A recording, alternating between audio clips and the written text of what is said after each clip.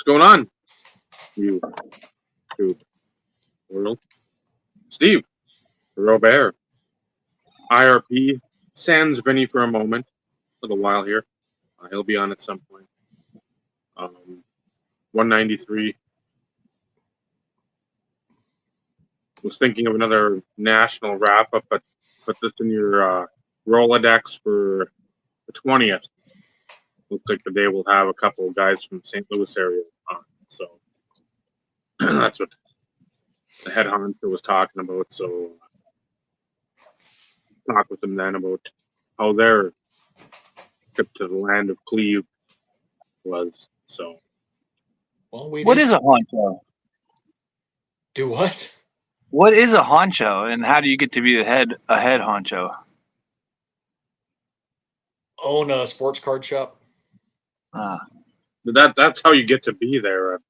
Honcho, I'm not sure. Something that originated with Pancho Villa, I believe. Yes, that's how that works. I think. Best of my recollection. Of course, we did mention there would be at least one more national conversation at some point. So there you have it. It has already been predetermined initially, maybe, perhaps. Schedule. Barring any changes. Or unforeseen circumstances. Yep. So 2 weeks from today. Mm-hmm.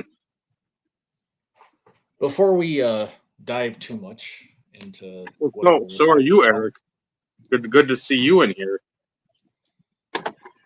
So I'm not sure why I didn't do this during the broadcast because I probably forgot about it. But and pulled in the after hours last week. We're the usual. In my dilapidated, crushed box. But hey, gave me a reason to open it, right? Oh. You said crushed. I thought you said crust.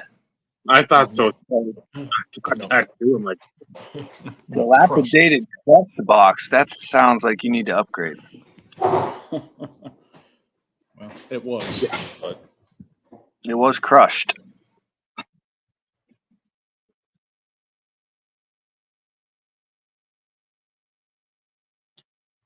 So we'll talk, I don't know, possibly some Olympics, possibly some food. I don't know. It's a light docket tonight. I mean, there's much out there that I'm jonesing to chatter about, except sleep. It seems to be the only thing. Like to get more of that. So Dave, are you actually saying, is it coming up on the potential of our retirement? I'm sure a lot would like to see that. Or a change to like twice a month type situation? I don't know. But listen though, in all fairness though, okay, we're coming up on what is that, to 20 something? 99? 20. I could 20. I was way off. 4 of 20. Whoa. 20. Coming up on 200 episodes, though. I mean, put that into perspective. Is it true that the 200th episode will be shirtless? No. Is that? That's probably. Okay. That's a rumor. A rumor that Dave started. I mean, we're already pantsless, so. Says you. Aren't we? What's up, Jeff? No. Oh, damn. You'll never know. Shorts on. Shorts.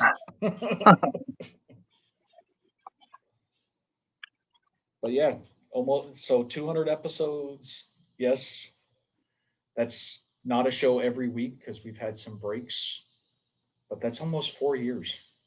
That's crazy to think that we've been doing this almost 4 years. And yes, we've talked about it for a while, that there was always the potential that, maybe we would retire from the weekly shenanigans to maybe doing bi-weekly, kind of doing some other stuff that we've been wanting to do. Maybe, perhaps, I don't know, that take a little bit more time and planning, not from a live broadcast perspective, but we are not going away. That I will say. So Good. for anybody wants us to take a long walk off of a short bridge, that's not happening, because we've talked about it. We're already talking about invading Chicago next year, so look out. Lock your doors. We get to visit with all our friends and try to make that push for the fictitious Hall of Fame again. Come up short once again and see people that I won't say don't deserve to be in there, but again, when we've said it, I've said it a couple times. We have all these vintage collectors, and they're pushing for people that are in YouTube space for 3 years to be in a Hall of Fame. I mean, that's one of those oxymoron double standards that it'll never make sense to me. And that's, I don't know. I'll probably put up a video the night, like Bob Lewis style. It'll be like the night of the deadline, because I'm like, what's the matter? I mean, you put the names out there, people don't go back and look because they're so focused on the here and now, which in a Hall of Fame, again, it doesn't make any sense. So, Yes, and but if I have a card video between now and then, that'd be shocking too, because I get cards, today's mail, but I don't want to sit there and show them off because I just a green version here to 450. I didn't know if I had it. The black, we show them here. That's the thing. the 99, and I don't care. It's like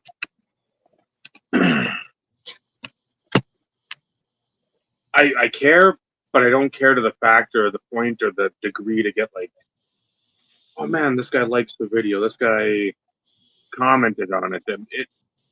It means something, but it doesn't mean what it used to mean because of my vision of the community. It's still a community,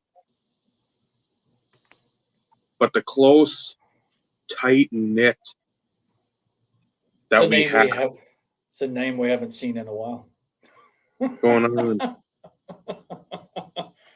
One of the lone football guys that are still out there. Yeah, very rare. He just posted a video too. Oh damn! Checking in. I think is checking in and something else. I'm on the watch later list because that's not to take away from anybody else, but football people post football stuff. I'm going to watch it. Just because IRP, Scott. IRP. Last year it was a. But that's the thing. We did the same thing last year. And some people listened, other people did Dave. And like at the end of the day, it doesn't matter. It really doesn't. My list is going to be the same thing that it was last year. Minus Brad. Was he in there 2 years? Brad got in the year before. Okay. I don't have to vote for John Boggs, so we got him in. He's in, so that's correct. Checked off the list. Ballot punched. So it just. Well, and I think a lot of people though were. It's not to take away from it. It's losing some of its luster because. And I'm going to elaborate kind of on what you were kind of alluding to. the luster being lost has to do with the expectation, and the whole purpose was to introduce other channels to other channels. And, you know, granted, like, I'm lucky if I get 6 votes. You know, I don't make enough videos anymore these days. So, like, I I can't guarantee my vote being cast for Brad because I don't make anything these days. And I get it. I get it. I'm active here, but outside of that, I make very few videos. And that's just because of where I am collectively as it pertains to the hobby. But, you know, even of those individuals that do vote for me, for instance, or the IRP, we don't see a significant increase in sub count. Not saying that the whole expectation is you go check out a channel and you get a subscriber. The whole point of subscribing to a channel is because you want to watch what they bring to the table. Granted, like, we bring nothing to the table other than a brutal honesty of our opinions of how things are currently, in the past, in the future. The only claim to fame that we have is the show in which I called Fanatics Buying Tops. That's it. And the shenanigans in Chicago and drinking Malart live on a live stream. But other than that, we're not the positivity crew here. We never have been. There are a lot more good than there is bad, but like, we also have varying opinions of a lot of things, and that's the joy of an opinion. Don't have to agree with it. That's fine, but we're not scared to speak our mind either. What's going on, Orlando? By the way, Orlando, jeez, you good? I would assume so, since you're here. I forget exactly where you're located in Florida, but I know there's a lot of more localized flooding and everything else that transpired over the last couple of days with that freaking storm system that went through. I know. I saw it was sort of by Tampa and Orlando, not the Orlando like his dream, but like Dazzler, Sticks and Seams, Fisher Bike. I think they're all. I was gonna say, I thought he was down by Josh Johnson, Formerville. Yes, so he's further south. Daddy loves kids down Miami, but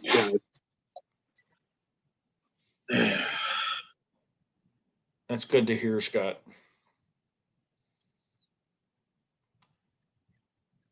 Yeah, we talk a lot of what too. We'll ask about people and knowing their location. It's not always about a collecting centric question, topic, direction. It's like, hey, Orlando, you showed a picture. Scott, you showed a picture on Insta. Some food that looked good. We'll go down that road instead of constantly talking about the same cards, about the same fucking prices, about the same stories. And that's, a lot of people don't want that. They want to hear the same shit regurgitated. They want to be the baby bird. They want to have the big influencers out there chew up that worm for them, and they're opening their mouth. Give me more. I want the same shit over and over. Where, again, we've said it. You've said it. I've said it. Everyone's said it. We're not everyone's cup of tea, cup of coffee, shot of Plink, shot of Jack. It does shot of Maker's Mark, whatever the fuck it is. Nobody is sitting there and saying, "Well, this is what I want all the time." We're probably that oddball pizza or that greasy sub. Like, hey, once a month we'll stomach it. I mean, we might punish ourselves at one time for like 3 days of punishment, but it's going to taste good that one time. Okay, then we will go and go about our business. And that's where I think we don't get the, I don't want to say respect, but it hinges a little on that too, because there's a lot of fucking knowledge here, and it's just, you hear swearing, you see smoking, you see drinking, you see flicking people off, you see just general tomfoolery and shenanigans, and this isn't the McLaughlin group and whatever, and we're not sitting down for a fucking round table for, yeah, Exactly. you know what you're going to get, but if you come into the show with the expectations of something completely kosher and like straight letter by the number, whatever, it's like, that I will ask you, what have you been drinking? Change the station. Change Yeah. the station. Check the top 10 cards from 1991. Look at those fucking Todd Van Poppel Elite Gold rookies. I don't know. Just, we've been doing the same thing for almost 4 years. If you haven't, like, if for any reason you think that that's going to change, and now that we're back on Tuesdays and Bob is back on a more frequent basis, yeah, you're in for a little bit more of a disaster, I think, than what it was in the past. So, and we love that. Like, it's the fact that for 2 weeks in a row, we've been back on Tuesdays. Bob has been here. We've had fun. We've had great conversations. Too bad we can't air after hours, because sometimes the shenanigans and the shit show that comes out of after hours, like, I think we would probably be blacklisted. Like, we would be banned from everything. baseball we do that. that. He'd want to Sorry. some information to harvest already possibly. And take that with a grain of salt. Like, interpret that however you want to interpret it. But, it's, I don't know. We've been the same thing ever since inception. We've shared a lot of knowledge. We're still waiting to post the next poll. Quite frankly, we just haven't talked about it. I will say the next go round will be hockey. So it's up to Dave and Vinny to kind of hash out what those 4 sets are going to be before I post the new poll. But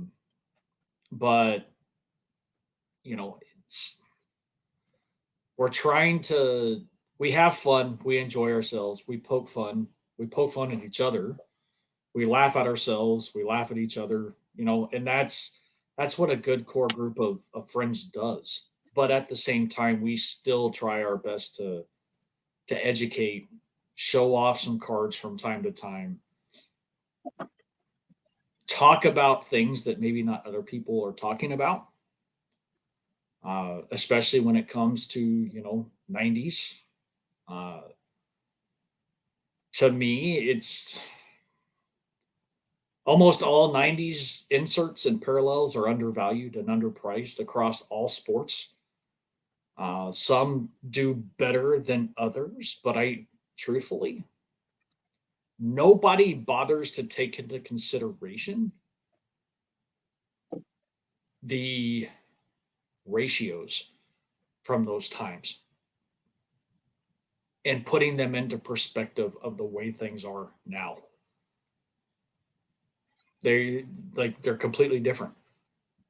Productions were lower compared to what they are now. Not much, but still lower. I should say print runs are lower. But I mean, do you see it like, is there like there'll always be modern versus vintage sort of aspect to the hobby, but within that there's like the stepchild of like 90s people our age, our generation, that don't really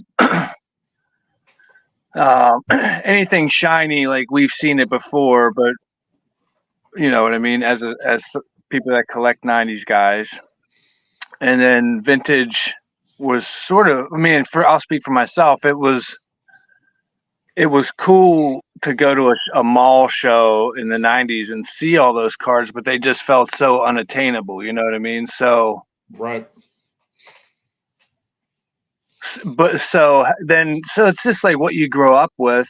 That has a lot of play in it, but I don't know. I've met people younger than me that are more interested in collecting vintage, because I don't know, they're what they consider themselves purists, or it's simpler. You know, there's not the parallel game to worry about. It's like you are attached to a player and like there's a defined checklist of their playing days cards, and like they can set their goals like easier. You know what I mean? It's hard to like player collect 90s moving forward in a lot of ways to to be like comprehensive in it with all the low numbered stuff, or just, I mean, there'll be cards obviously that I'll never be able to get of Randy Moss. Like I'm not going to get the golden anniversary rookie, you know what I mean? Or stuff like, but there are ones that I don't have that are still attainable to some extent. I wouldn't mind a Topps Chrome rookie refractor, you know.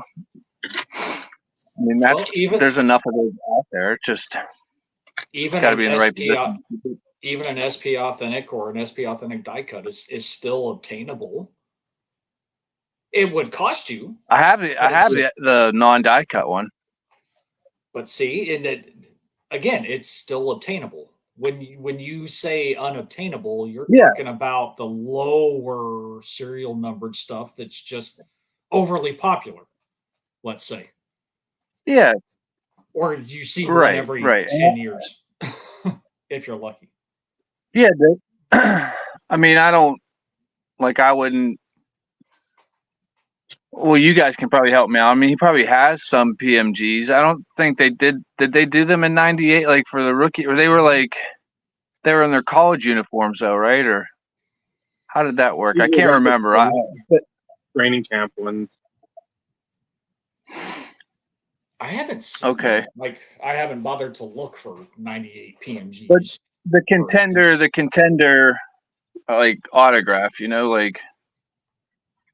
That would probably be like the peak of his rookie.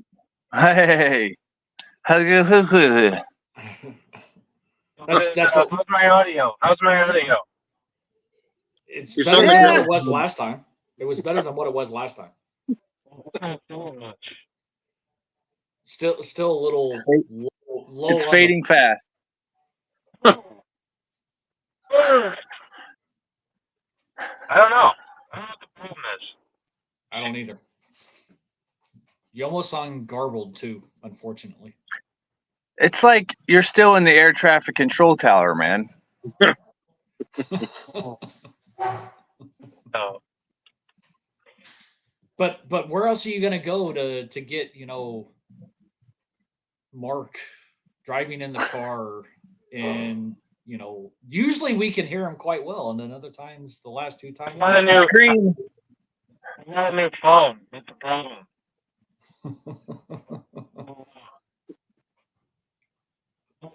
But no, Bob, to go.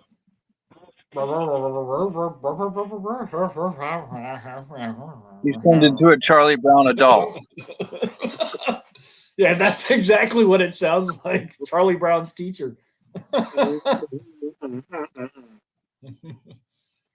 But kind of going back to one of the things that you said, though, Bob, it's vintage. It's safe. Maybe that's not a very good word. No, that's a good word. But when you put things into perspective, vintage has always been fairly constant. Hope he's going to try again. He's going to try again. This isn't going to work, is it? Holy Much shit, better. that works. Really? Yes. Oh, shit. Oh, man. I'm looking at you guys. I look up and it's a red light. Let me. What's the suggested? I'm just gonna go back to my moody lighting. Stealth mode. So people can wonder who the hell is here, right? Who's there? We don't know. But no, it's always been fairly constant. Yes, there's ebbs and flows like anything. It happens, but it's been more constant. It's been steady. Yes, again, like I said, it has its ebbs and flows, but it's safe. Yeah. And if you're collecting, because let's face it, like we've talked about this before, we collect for the enjoyment, but at the same time, if we die, we hope that something of value comes out of it for our significant other or our kids. I mean, really, let's face it.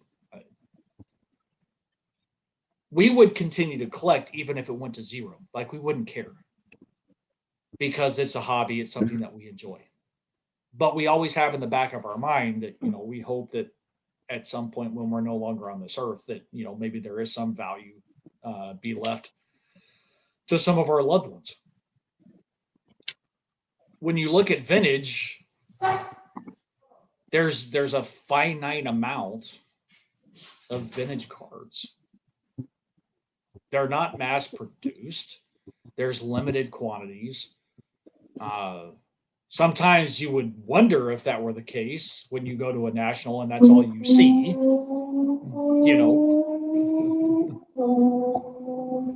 You see freaking 52 Manels from, like wall to wall. Are you making car noises, Mark?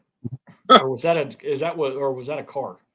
That was a car. Somebody just drove someone just drove by me going like 80 in a 40. That's pretty cool. Did he And then recognize you? and the car that cut off honked at him, and it was like one of those like real wimpy horns. That's pretty funny. He did not come off too tough there. Pretty heavy conversation tonight, huh? Yeah. Yes and no, I guess. That's the joys about some of these shows in which we really don't have much of a topic. Dave just kind of throws something up and it's more of a hodgepodge. And sometimes you just don't ever know what topic will come up. Dave compared the show to like a greasy burger earlier. Yeah. Yeah. You have to be in the mood for it, and it might give you diarrhea. Pretty much. You crave it once a month, knowing that the outcome is going to be something you're going to regret, but you really want to indulge. I just really wanted him to use a cereal analogy. I feel kind of like let down, but that's all right. That's your job, though, Bob. Only you have the power to create that analogy. Well, see, my cereal analogy doesn't really work because, like, I like eat cereal like a vintage collector. I really stay safe in my cereal selection. Honey Nut Cheerios, Frosted Flakes, Captain Crunch Berries, like, staples. Like, if I was gonna go for like the Oreos, the new Oreo cereal, like that to me sounds like a modern collector. Or there's a new Frosted Flakes that's strawberry milkshake flavored. Like, that's basically, I might as well collect parallels at that. It's like a parallel of Frosted Flakes. Oops. So oops, all refractors. Right.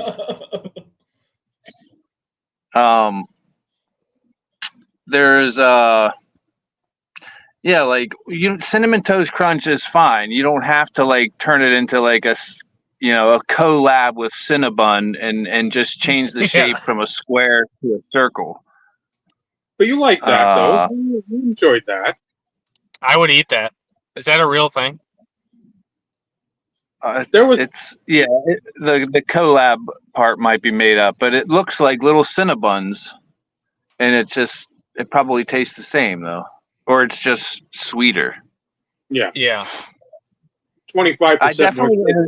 definitely introduced my three. She likes tricks, right? And I've been noticing like they eat slow, period, but then it gets to a point where they're done with the cereal, but they still want the milk. So, and she Yeah, just spills it all over her. Right. So I gave her I changed her world by giving her a straw to drink the milk out of her cereal bowl recently. And it's like, you would have thought I'd given her, a 52 mantle. Well, That's you awesome. can't go wrong with that 52 mantle rookie. I know it's legendary. I thought that was a second year card. Not on this channel. Mark. I know. I'm just kidding. I'm just kidding. Put your pitchforks down. I'm just kidding. My pitchfork is not up. It just amazes me how there are still that many people in this world that say it. I don't get it. Well, Steve, it's his Topps rookie. No, it is his first Topps card. Didn't Use the correct YouTuber? nomenclature, Bob. Use the correct nomenclature, Bob. Come on. Okay. I'm out. I'm rusty. I learned the word nomenclature from The Big Lebowski. I've heard nomenclature like 3 times in the last week. Well, it's a staple here. It has been a staple for almost 4 years. Nomenclature is a great word. I love it. That's why I use Right it. up there with Kit Kat syrup. nonplussed. Kit Kat cereal, yes. Why not? Has science gone too far? Not far enough. So what's you guys? Maybe it would be an interesting little thing to talk about. Catch me up to speed on the card market. What's going on in the world of cards, like price wise? almost everything Aaron is down. judges up. What's that? Everything's down. Almost everything is down. That's fantastic. That's good What your news. collection was worth 4 years ago, it's way less now. That's awesome. Hope you Well, sold well- some stuff. I did. I did sell some stuff, but no, I mean, I want to buy some stuff. So the fact that it's down is good. You can That's buy what they white. call a buyer's market. Is it not good that the market's down? If you're buying. Not saying that it's good or bad, but it depends on what lens you want to look at it. Seriously, it depends on what As a collector. factors you want. No, I'm talking about overall in general. Like, depending on what lens, depending on what resources you want to leverage, and everything else. Most of the indices, and I'm using the air quotes, are showing a decline across almost all sports, with the exception of probably wrestling. Still, What does keep in mind though, Mark, that certain players, like your top tier players, if they like drop significantly, that has a larger bearing on the percentage drop of the overal right? Yeah, it's market cap baseball, weighted. for instance. Correct. The only recent reference I have is Mark, have a guess at what a Mike Trout PSA 10 rookie goes for these days. What card sold for more? It's funny because I literally was just about to say, and I didn't want to interrupt. I was going to say, like, what's a PSA 10 Trout going for? I'm going to say $572. So as of like a week ago, they're still about like $950. Oh man, That was kind of like I feel the like- average. Dude, Bob, I feel like you set me up with that one like the way I used to set you up with what card sold for more. I The absolutely market's set you up. way down. For instance, what do you think this is going for these days? I Oh, guess it's the about the point I same. was just trying to make it like that. What at the weren't those going for like $3,500 though at the Yeah, peak madness time? yes. Yeah. Right. Yeah. So, and that was at the 2019 national. They were like $1,000, 900 to Yeah. $1,000. So it's like Right. stuff is. There are certain things that just came back down to like where it was years ago, but it looks like it's fallen off. Yeah. Yeah, pre-pandemic. And that's a hobby darling, Mike Trout, which it had just occurred to me to look it up because I was looking up some Skeen stuff. Like Paul Skeen's cards are going crazy. He has very few, but like his first Bowman autograph, gold refractor, like straight gold, not wave, ungraded was like $6,500. Yeah. And 2 months ago it was like 4,500, so or 47. That's definitely a safe investment. If what I know about pitchers is true, that's a lot. Right. Especially pirate pitchers. Well, I Acuna's lower, but Sure. well, players that continue to be injury prone, like look at Ohtani. Soto's doing pretty good. He is, but if Ohtani doesn't come back at the same level from a pitching perspective, part of his collectability is gone.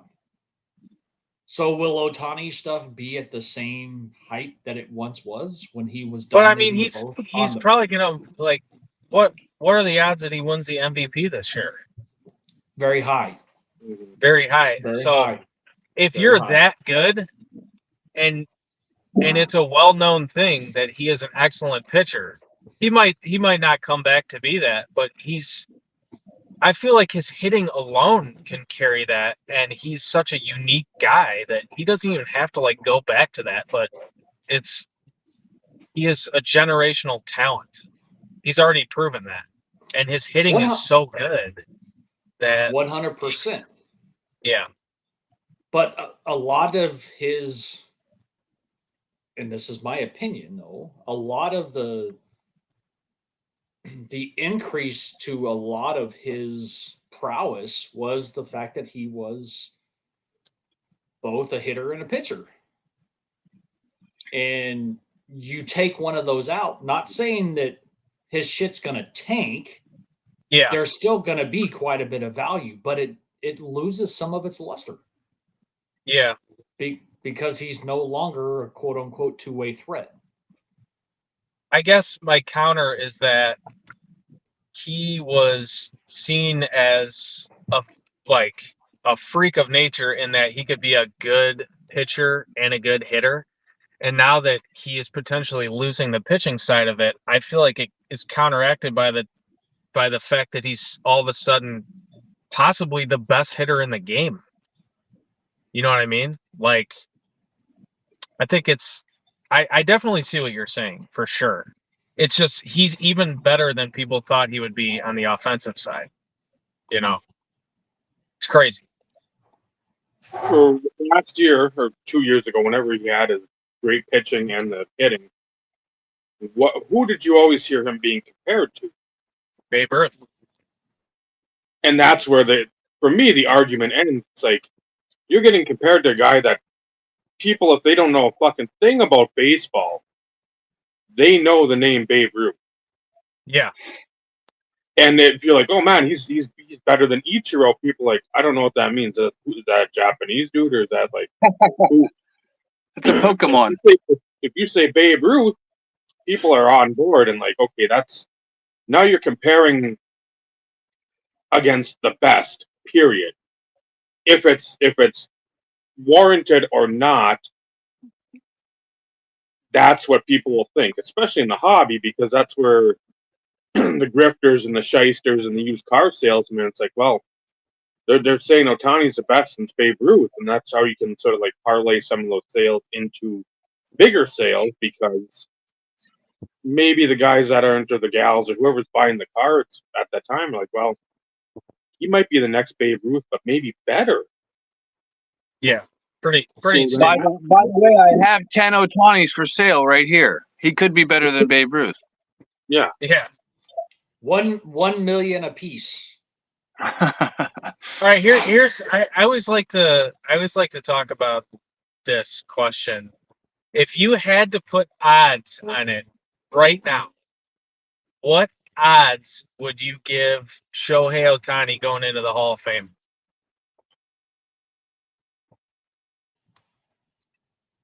Wow. 60-40.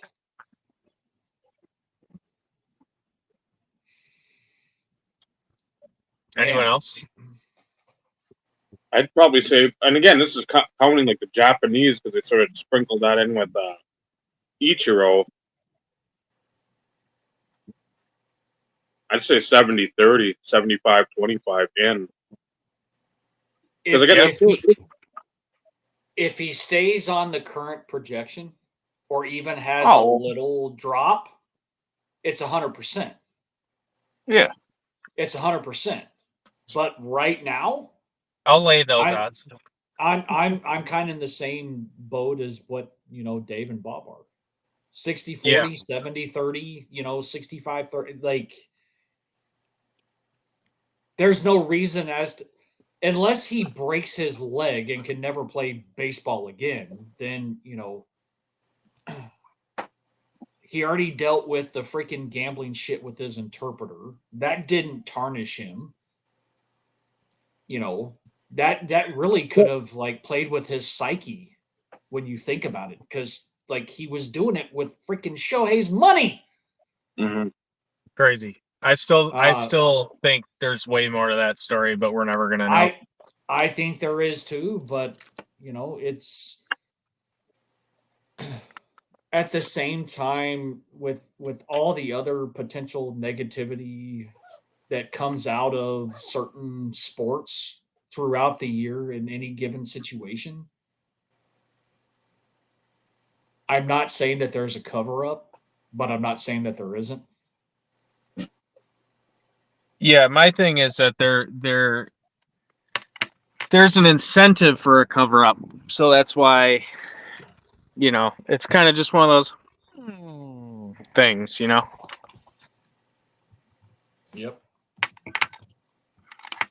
So if you would have asked that same question about Acuna after his 40-40 season, what kind of answers would you get, and then what would you get if you asked the same question now?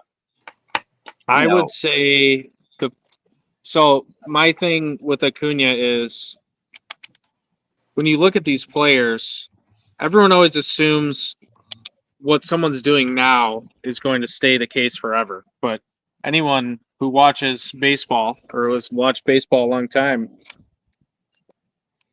guys fall off quickly. And for me, it's the speed guys that fall off quickly. So I think I would have said 60-40 before, and I would say 50-50 now.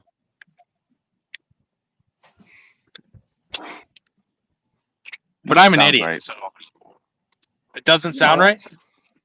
No, I said that sounds about right. That's probably right. I thought you just said, nah, that doesn't sound right. Well, Yeah, you just said that's you're an way idiot, off. so. I'm getting gas. I was going to say, is it daylight there? It almost looks like it. If he continues to get hurt, though, Right. it's only going to be a major freaking slide the opposite direction. Oh, yeah. I'll be right back, guys. You guys No want worries. anything from the gas station? Sure. Want some chips or something? Yep. Vinny, you want anything from the gas station? Slurpee. Mountain Slurpee. Dew, blue Some fruit raspberry. stripe gum. Fruit stripe gum? Yeah. Aw.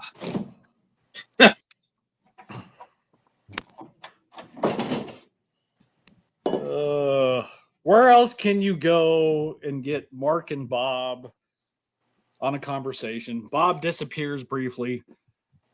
Mark goes inside to the gas station. And if he's pumping gas, wonder if he realizes the rule. You're not supposed to be you're not supposed to leave your car when you're pumping gas. Never leave your vehicle unattended while pumping gas.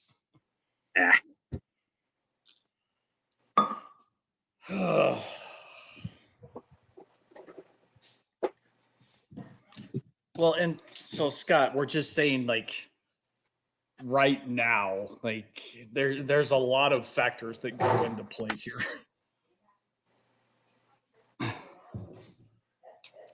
Rookie, what, 2018? Is that right?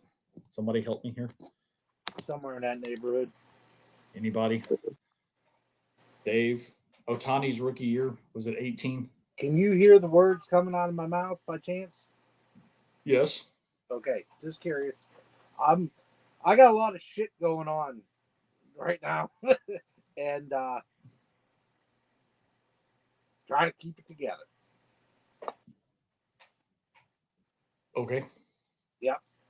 Dave, Otani's rookie year, 18? 18. Yeah. Thank you. You got the 17, the WBC Bowman whatever thing, but 18's the first MLB Angels stuff. Yeah, that's what I was getting at. So it is very early still in his career. He's had some injuries, but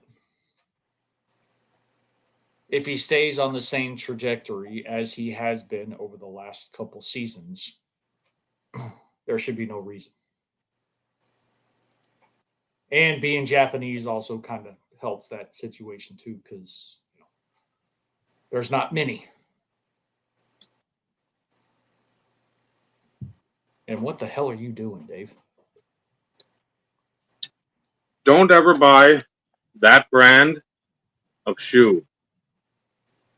You still trying to repair the shoe from last week? It's after every thing, it just comes off. Oh, damn. So,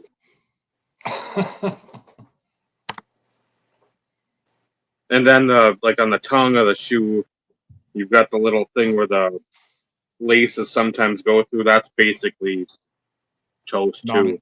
Non-existent. Like, oh, good. So, yeah, the ring. I think it's Ringo or Ringer. Fuck them. That whole place can burn down. I don't know if it's in Cambodia or fucking where, but it's just shitty fucking quality. Well, isn't the saying you get what you pay for? $125, yes. Yeesh. So, For that price, I would have expected them to last longer. so yeah, her teacher, or pitching coach, or whatever you want to call her, last week's like, yeah, she thought somewhere that they had almost like a tar or something that goes over like the foot, or not the foot, the front of it. So, well, I'll have to look into that because Okay. I'll buy shoes and fucking dip it in that. I don't know if it's sort of like a roofing type thing or like a rubber or what, but Oh, we lost Mark.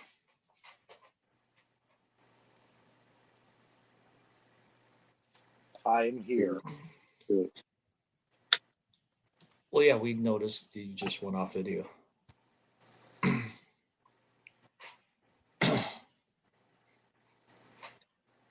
Well, and of course, that's the other thing. The difference between being a quote unquote two position player in baseball,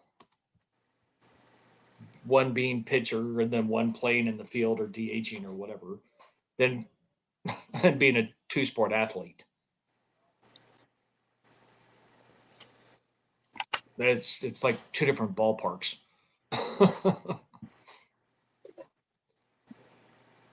So it's almost like you got to be on the same same planet in that comparison because I don't disagree. Best to ever do it was Bo Jackson.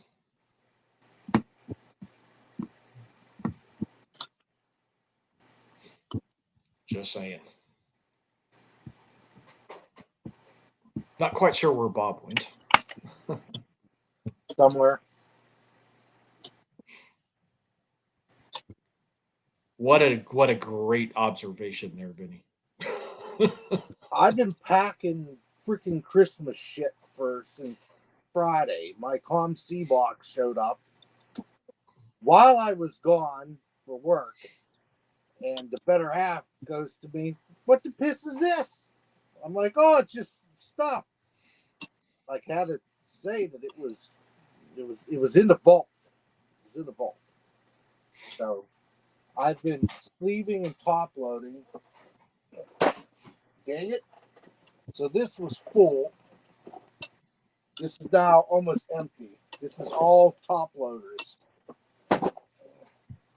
Used one, but that's what you guys get.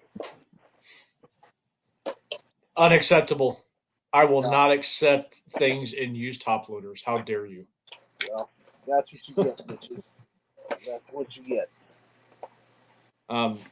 Dave, have you ever had a complaint about a used top loader? How many eBay sellers reuse shit? Just today, what I had that on there. This had prior tape on there, Scotch tape, and then this thing scuffing on it, and this card saver. So, and then what? This one looks like generally a new one, which I'm always happy with the thicker ones. Oh, you won that.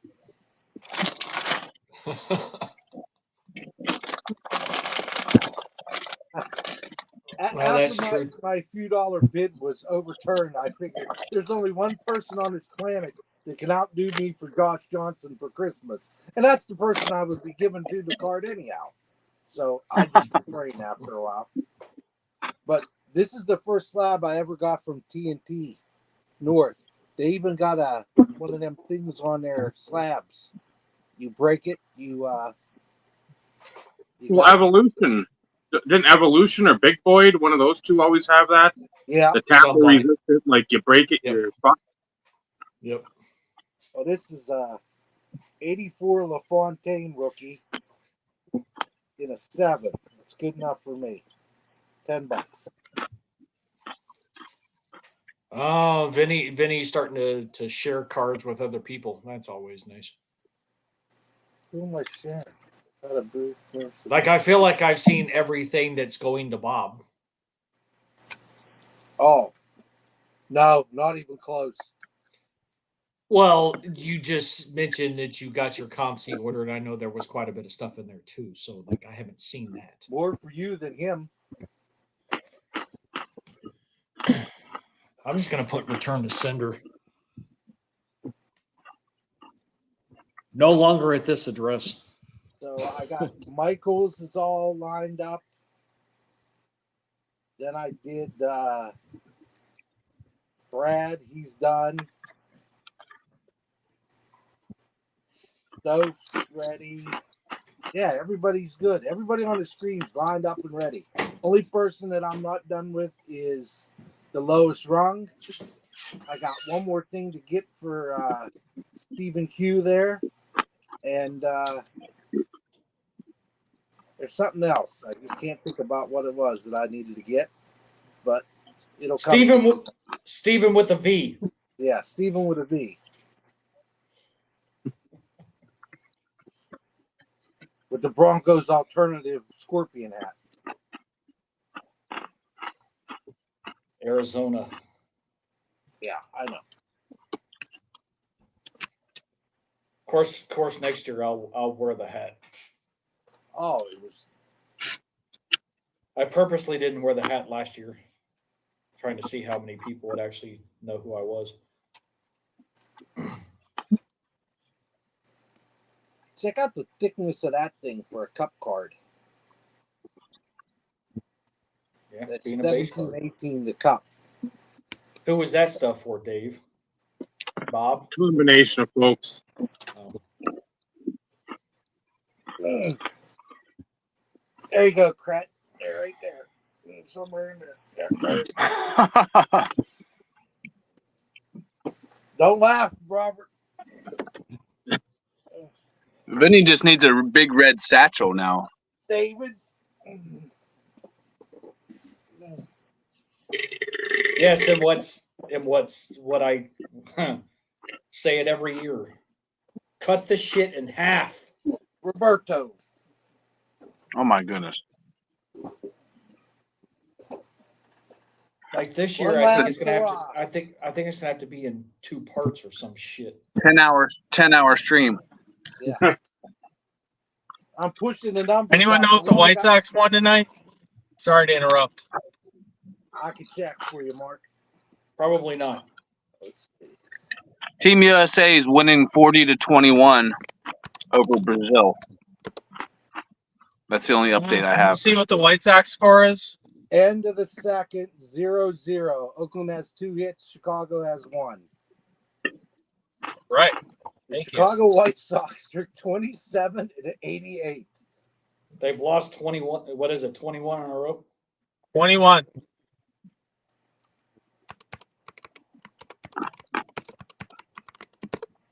Is that a record? 6 Holy times. crap. The Pittsburgh Pirates are 1 game above 500. And in second place. That's so pathetic. Well, the Rangers are being no hit. So Our teams are awesome. hey, I got my 1 World Series title. I'm okay. I'm happy with that. Same here. I waited 40 years, and I say 40 years because like I wouldn't remember the Rangers when I was younger than 5. So When was the last time the Pirates won the World Series? 79. Okay, I was alive. a year. Yeah, it still counts. Well, I got to see more hockey. I got to see 5 Stanley Cups, so that makes up for it. And a couple Super Bowls. Yeah, a couple Super Bowls. Just a couple. What? How many? Since 79. 78, I mean- 79. We count. I mean, yeah, like your analogy, Steve. It's not like I was alive or like aware of what a Texas Ranger was. There was always a joke that my sister was born in 79, and that was like the last year anything good happened in Pittsburgh sports or whatever. My dad always busted her chops. What about the Penguins? Yeah, I saw. Yeah, what about yeah, 5 Stanley Cups since I was Pretty darn good. 15, Yeah, they're all right. 12. They're pretty good. Oh, yeah, 12. It took a number of years for me to experience a Super Bowl victory, so that's okay. 3 is better than some teams.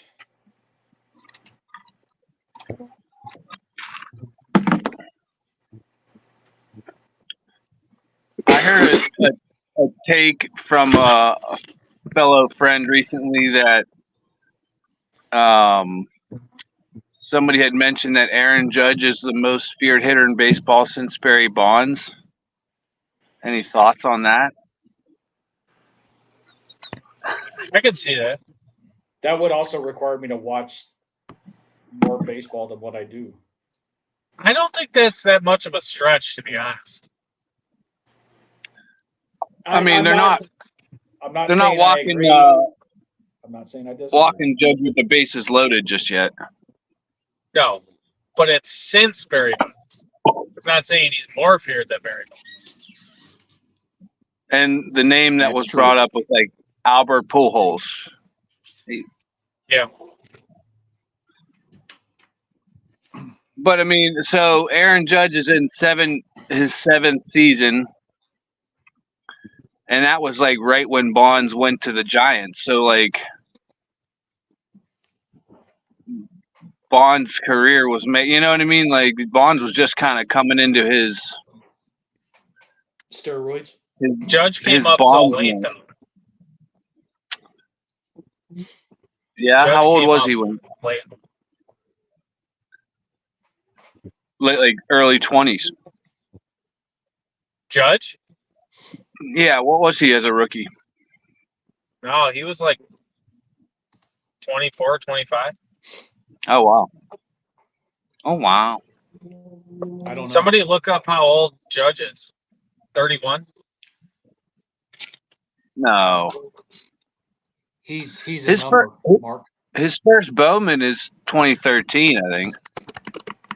Well, he was in the minors a long time. Yeah. 32. He was born in 92. Carlos also threw it. Boom. Mind blown.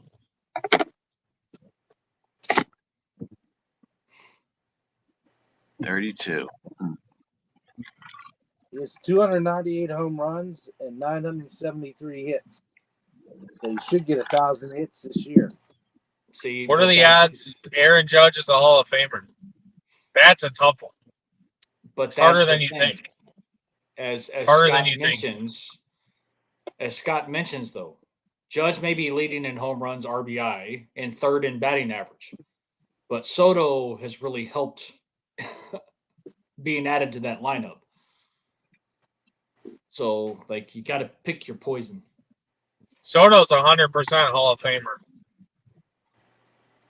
It's 100%. Most feared hitter since Ted Williams. I heard a stat. I won't get it, but to throw it to like feared hitters, Tony Gwynn. I think I heard it was Smoltz talking about between Smoltz, Glavine, and Maddox. They faced Tony Gwynn like 1,700 times or something, or it was a big number, right? How many times do you think Tony Gwynn struck out again? Yeah. Those three I've heard struck that him too. out. It's very low. 6 times. 6 times. That's unreal, dude.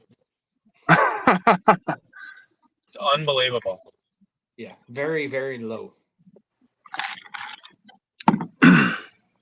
Yeah, I don't think Maddox had like none against him, and then he might even had a couple other bad pitchers in there because it was like Glavine had struck him out the most, and that was 3 times. 2 of the pitchers didn't strike him out at all, and so he had to have a couple other names in there. Maybe it was like Randy John, a couple other big time pitchers, Hall of Fame pitchers.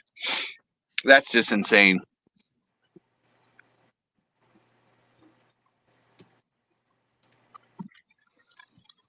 Oh, I think Who are like those guys today that they don't mash the ball, but they like Pirates. We just played the Diamondbacks. Like, yeah, Arise or like Ketel Marte is this sneaky good hitter. Like doesn't strike out a lot. At least I don't think so. He didn't against the Pirates anyway. He's got some like pop though, Ketel Marte. I think he was on Filmington's underrated list way back when he was doing that. Well, so was Austin Meadows, but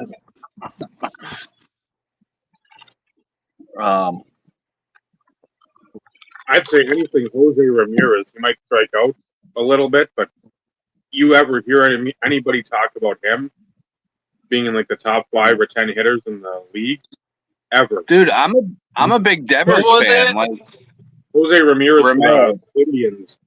Oh yeah, man. He is perpetually underrated. I think part of that is the team he plays on, and part of that he has the most like stereotypical generic baseball name ever. I know that Yeah. sounds crazy. His name is Jose Ramirez. How many Jose I know. Ramirez's do you think have played baseball? I'd be interested to see that. That's a good take. Probably a Thanks, good man. half dozen to 10, and that's going to be in the low end. Yes. The John Smith of Yeah. Latin baseball players.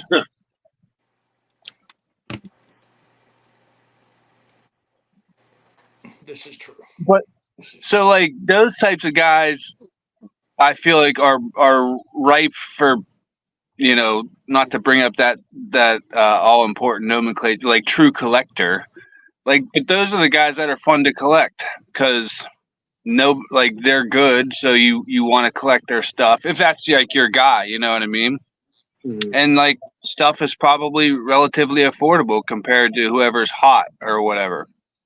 And then like I'm sure like I don't know, trying to think of like a vintage name that was just a solid player but didn't have quote unquote the hype of like a Hall of Yankee Fame? or huh? Are you talking like Hall of Famers? Well, people that will event, you know, if their career continues to progress in the way that it is, Well, they're I on. just mean They're on. vintage players. Are you looking for Yeah, but vintage hops? who's a vintage? Who's a guy that's made the Hall of Fame, but during his career wasn't just like outside of his town or whatever. Like was Alan Trammell, like he was, you know, was he collected heavily throughout baseball or something? But he's in the Hall of Fame, you know, or like Paul Harold Bain. Mahler, or like yeah, yeah, Harold Baines. Yeah, he's on that list for sure. But like guys, every White Sox player in the Hall of Fame besides Frank Thomas. or like Joe Morgan or somebody that just they're Hall of Famers. They just went and played ball, but they weren't like, I don't know any Joe Morgan super collectors or maybe Like- there are. I'm sure there are. I feel like in Oliva, a Carew, they were always great players, but you never, when you thought of like great hitters, that look, if you weren't again like in the know of baseball, I'd imagine those guys were on the list, but they weren't. Man, Carew was like an Ichiro, a Gwynn. Yeah, right. He was the guy that slapped it the other way, that little seeing eye single, and so I'd imagine them because you had so many other stars at the time that were bigger than basically the sport, but it just you didn't. I don't think you heard about him as much as again a Clemente, a Bench, Brooks and Frank Robinson. Yeah, Reggie Jackson and like people that were sort of bigger that transcended baseball in some way, the sport. Known nationally as opposed to regionally.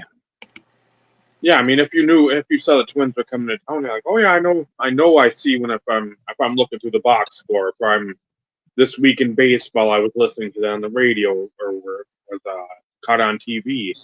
Yeah, I know about him, but I mean, it's not like Sports Center's got a 10-minute highlight package about him, and then you're seeing like every magazine with him. It's everybody else, and then that.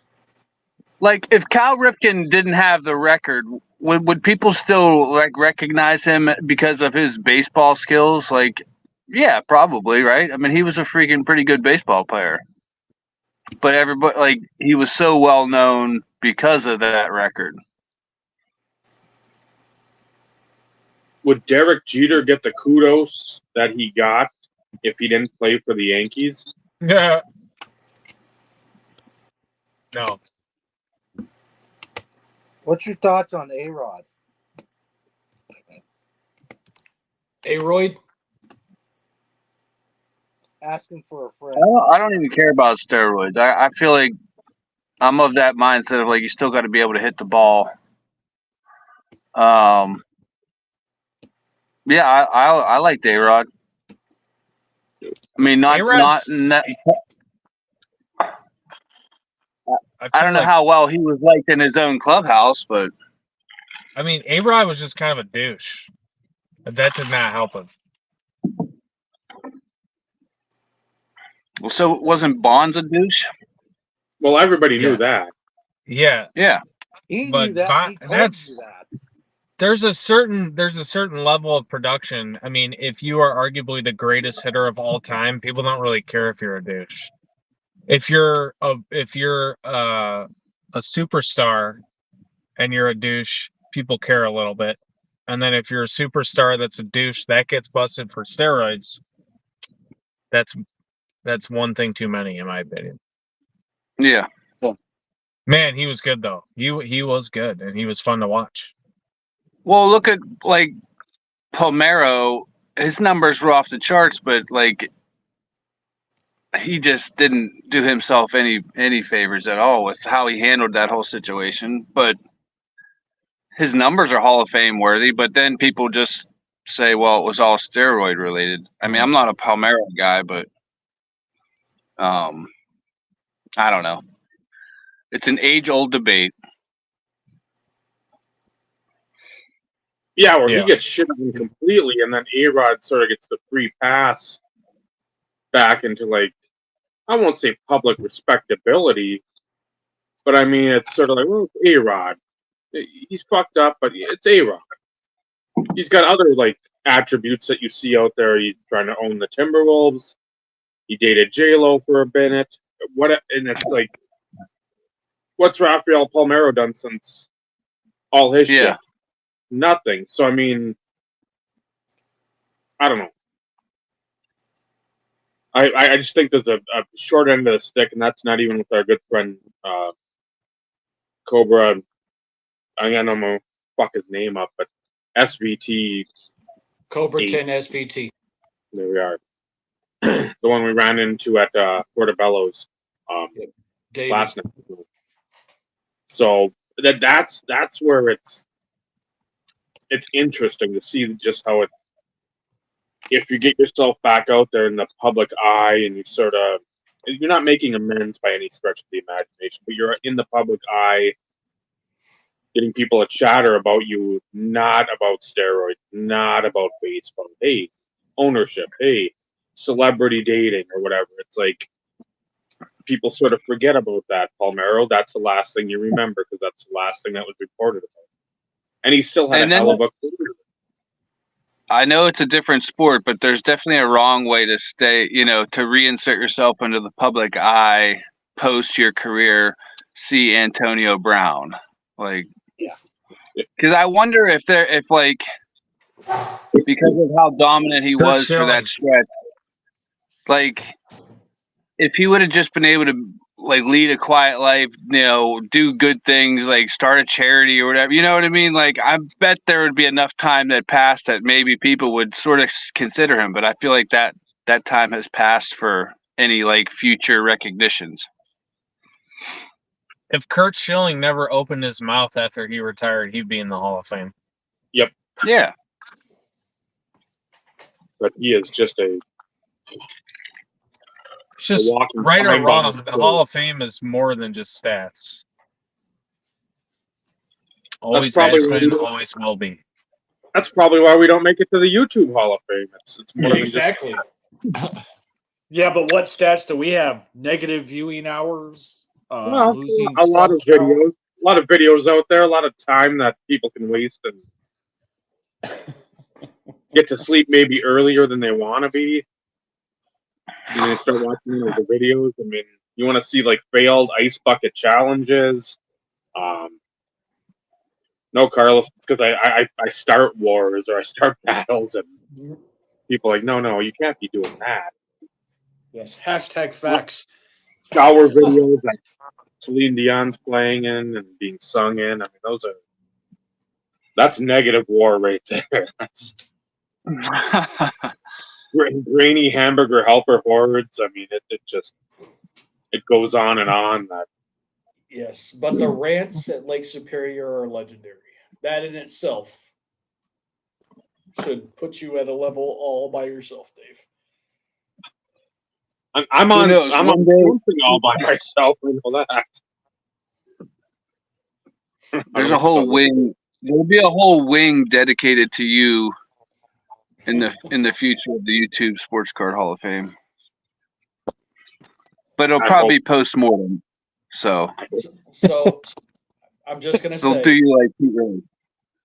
mark this on your calendar, August 6th, 2024, I don't 9:31 have a p.m. Central Standard Time. Dave will have made it officially when NBCC puts Dave on his Hall of Fame ballot. Mark it down. It's going to happen.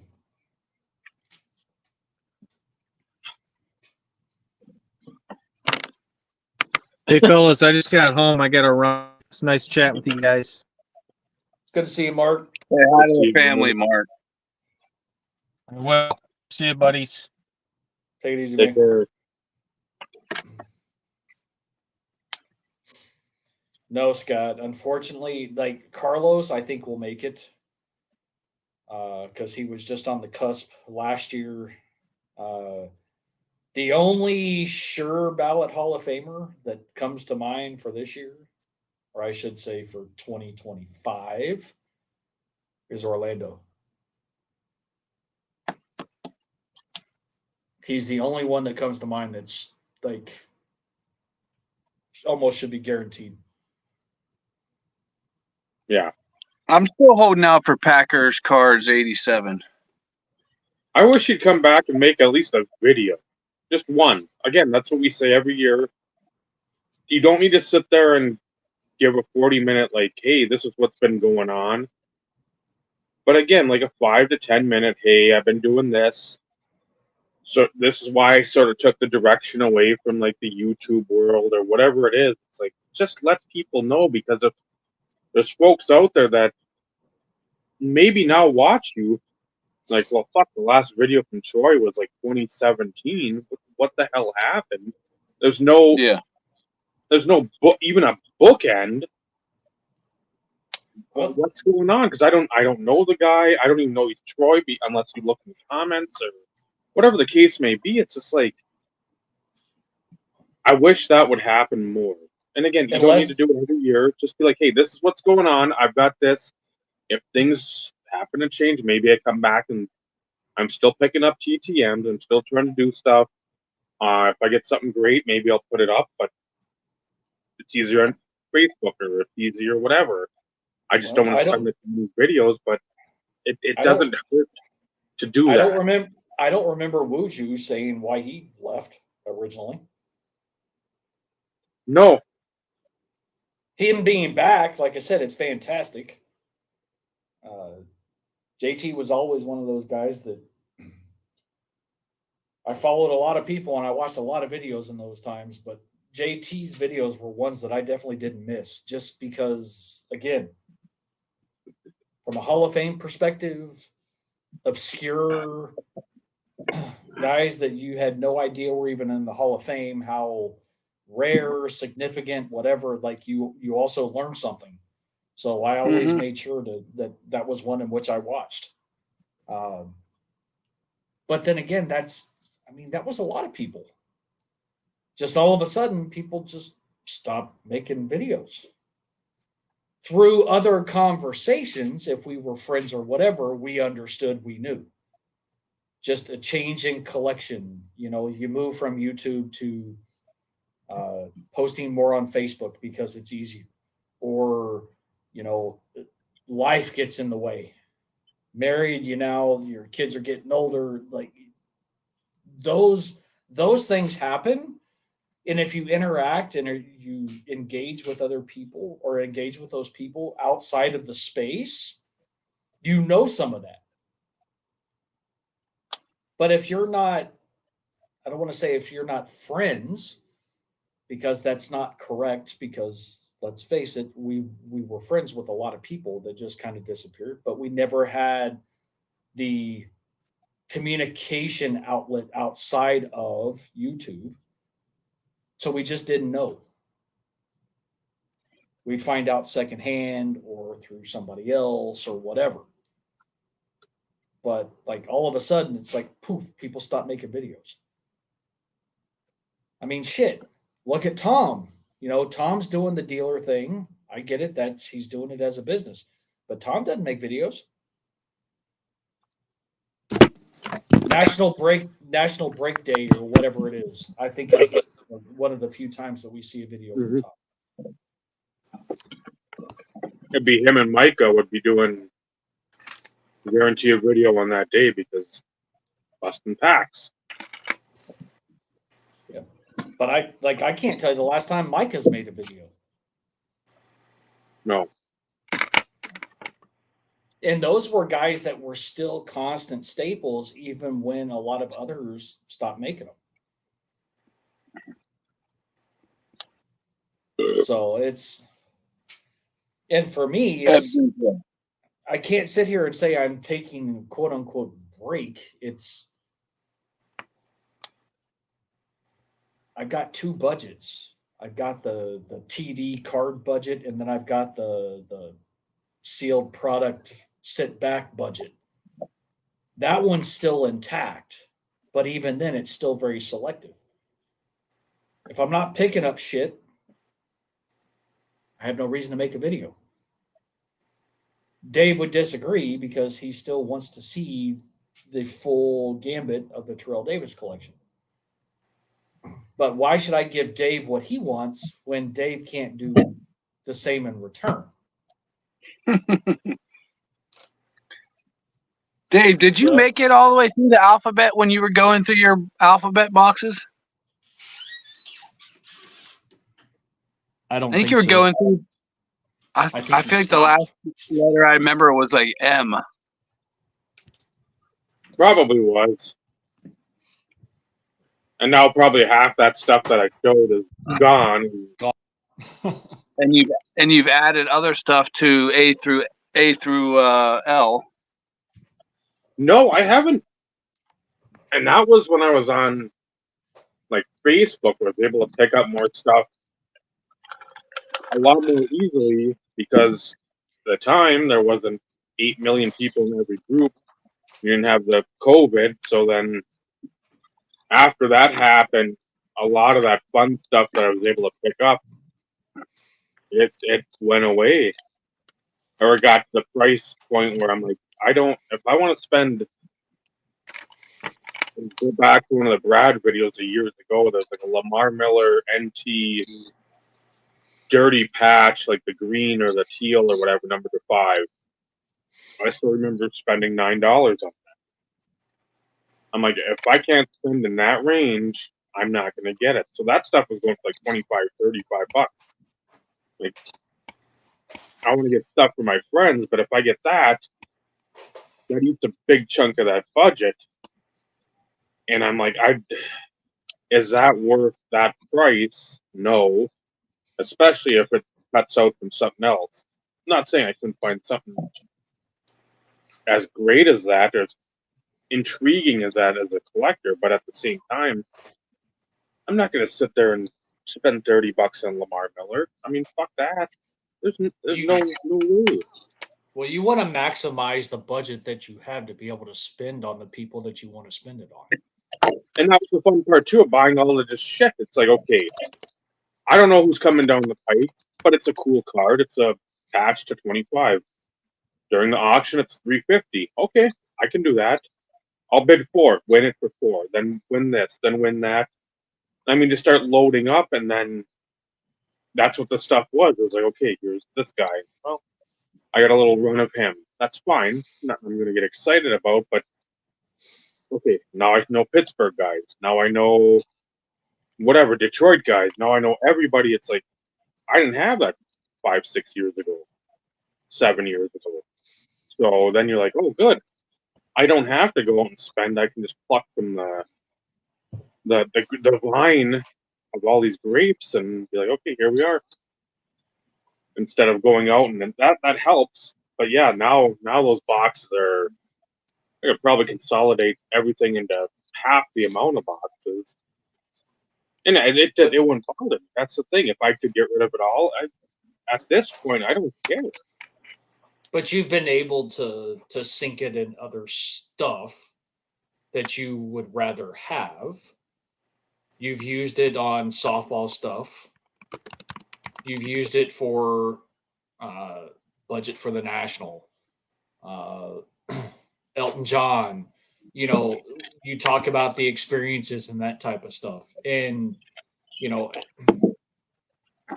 to add some color commentary, so to speak, as it pertains to price points of what you look for to pick up for people. When you put things into perspective, the people that you buy for, and this is a generalized statement, when you have X amount of budget, again, I said it earlier, you want to be able to maximize the budget for that individual. And regardless of how much it cost, that is irrelevant to the individual that's receiving. We've said it multiple times. It's not about the amount of money that somebody spends on something to give to somebody. The thought should outweigh the cost and or the value of what you're sending to somebody. You do it because you want to. Period. Like, Bob knows how much I spent on one card for Christmas for him for last year. He knows how much I spent. But that doesn't change the meaning and the sentiment and everything else. That's irrelevant. The only thing that I knew at that point in time is when he brought it up, it's like, no, he's not buying that for himself. He's talking about it. He wants it. That's the card that he's going to get. And I'm glad I was able to do it. That was sneaky. And he's always going to remember that moment. He's always going to remember that card. He's always going to remember that story. Always. As he goes and grabs it. It's no different. Dave and Vinny are going to remember the big card that they got last year as well. They knew it came from National, and they knew that I bought it from Ryan. They're going to know that story. They're going to know.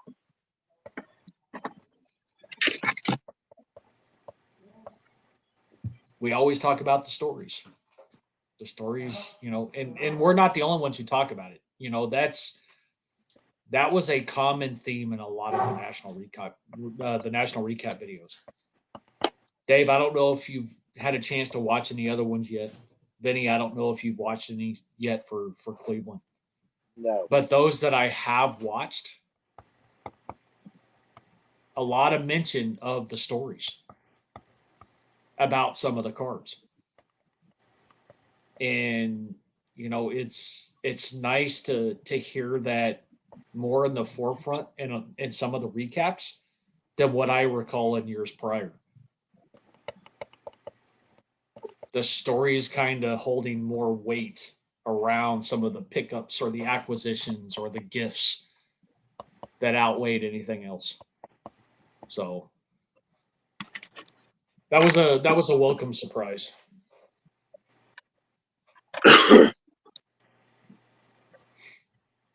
I've watched very little. I started watching JT, some of his stuff I watched.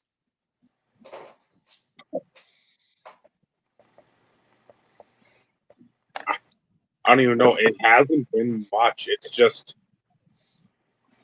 they're long. Finding time. And that's right now the huge issue.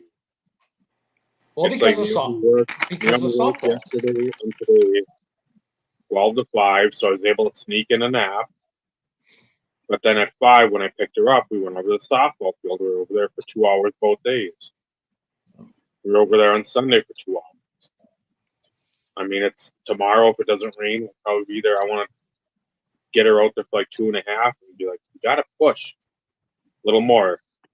I don't mind having fun, but it's got to be you can't just push when we're down in the cities. You got to push here.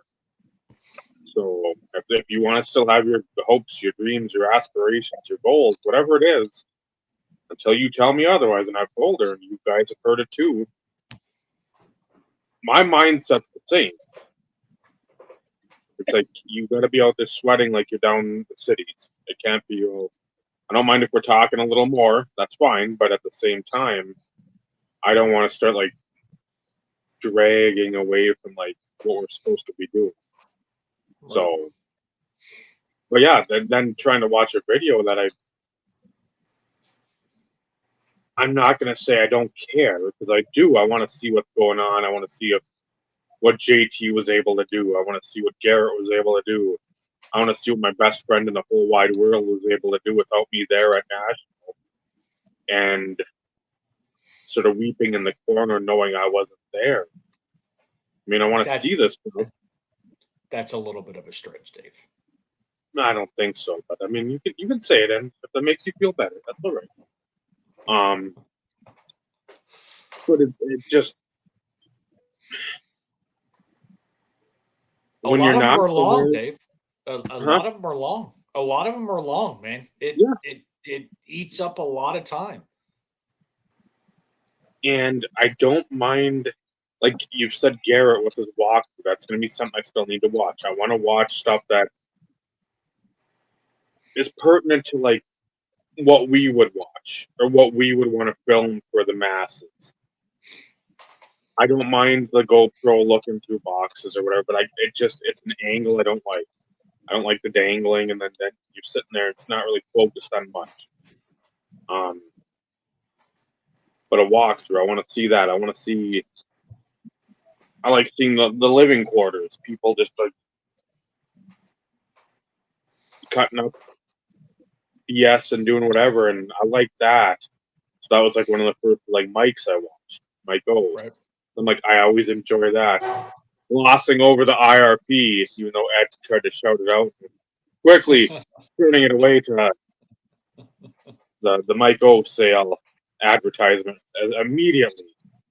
I've done that with me. But it just, like you said, time and the relative importance of it. Not saying that these friendships aren't important, not saying that people aren't important.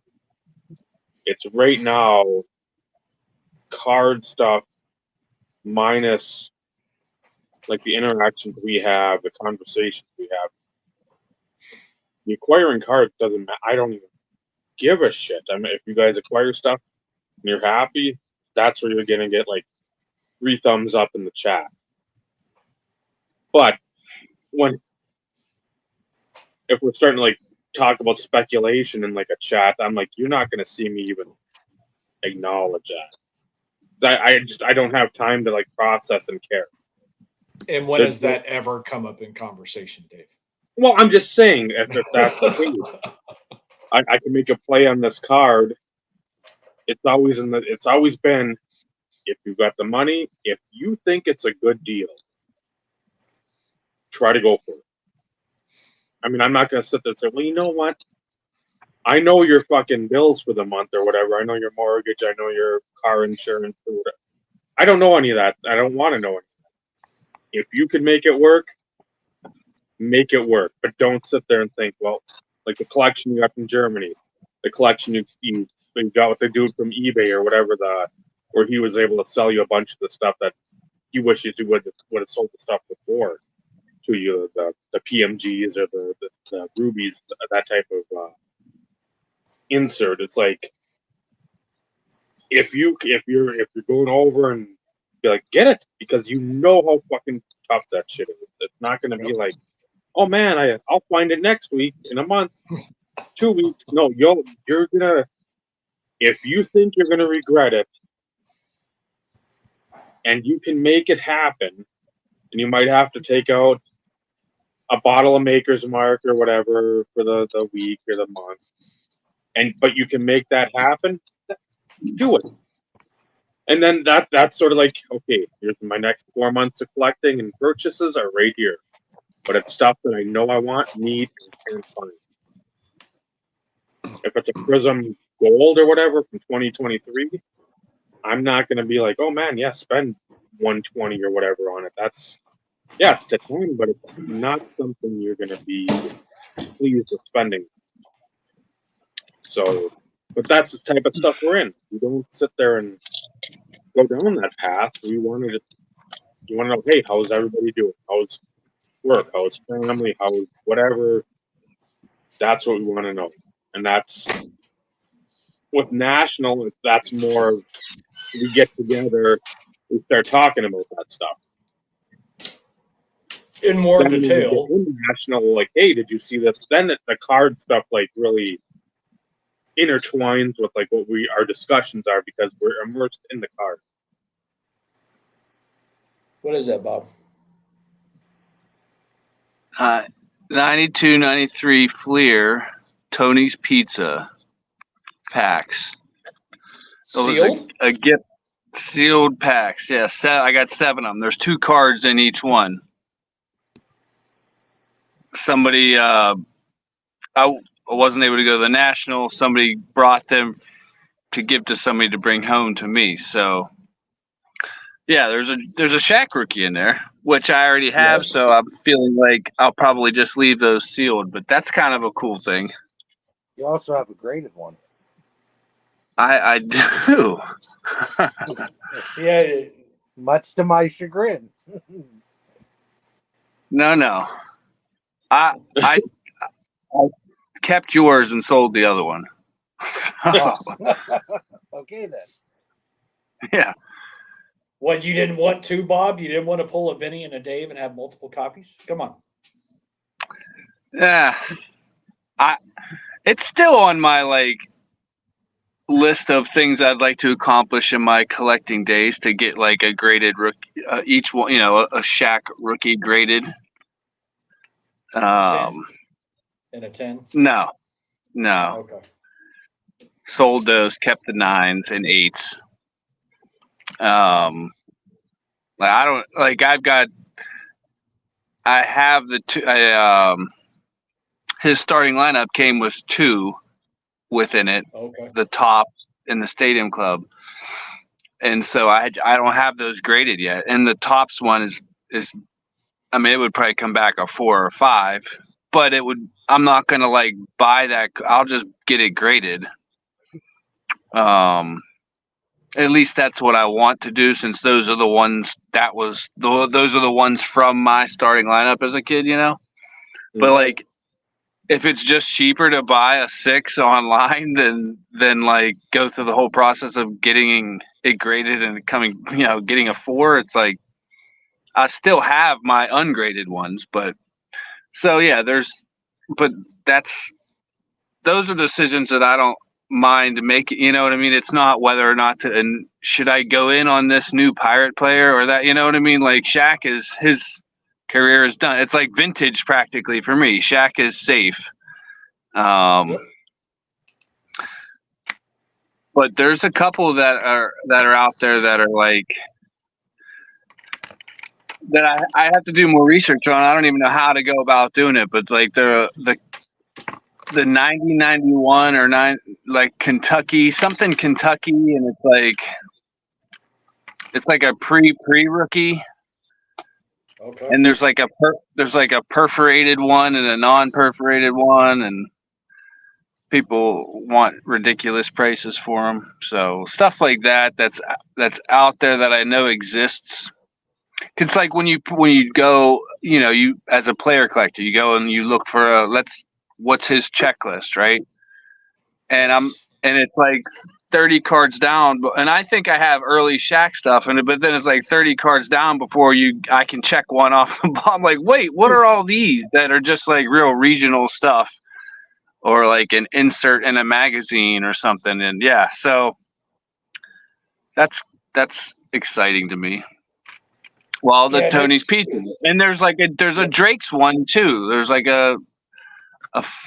I don't know the difference between the Drake's and the Tony's Pizza because it doesn't say that on there.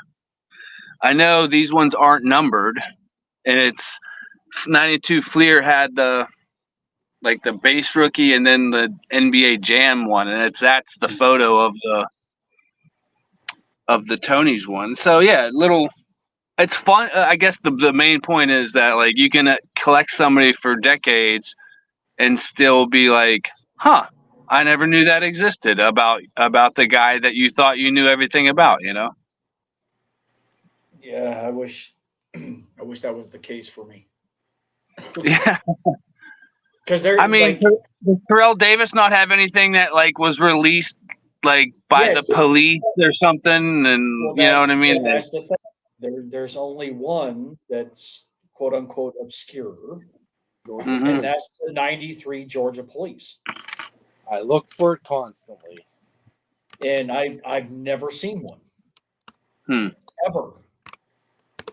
He's only Like you, got 2 cards, quote unquote, from like what they would consider pre 95.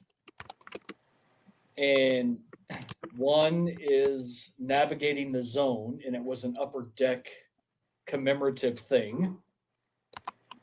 And there it's a jumbo card, and there's 2 versions. hmm. There's one that's autographed, and there's one that isn't. I have them both. But like Beckett only lists the non-autograph version, which is fine. It's not that big of a deal. But, you know, from an obscure perspective, at least Terrell Davis is very limited when it comes to Yeah. stuff like that. Now, Does trading card database list both of them? I haven't looked. I I have know an you account use with that.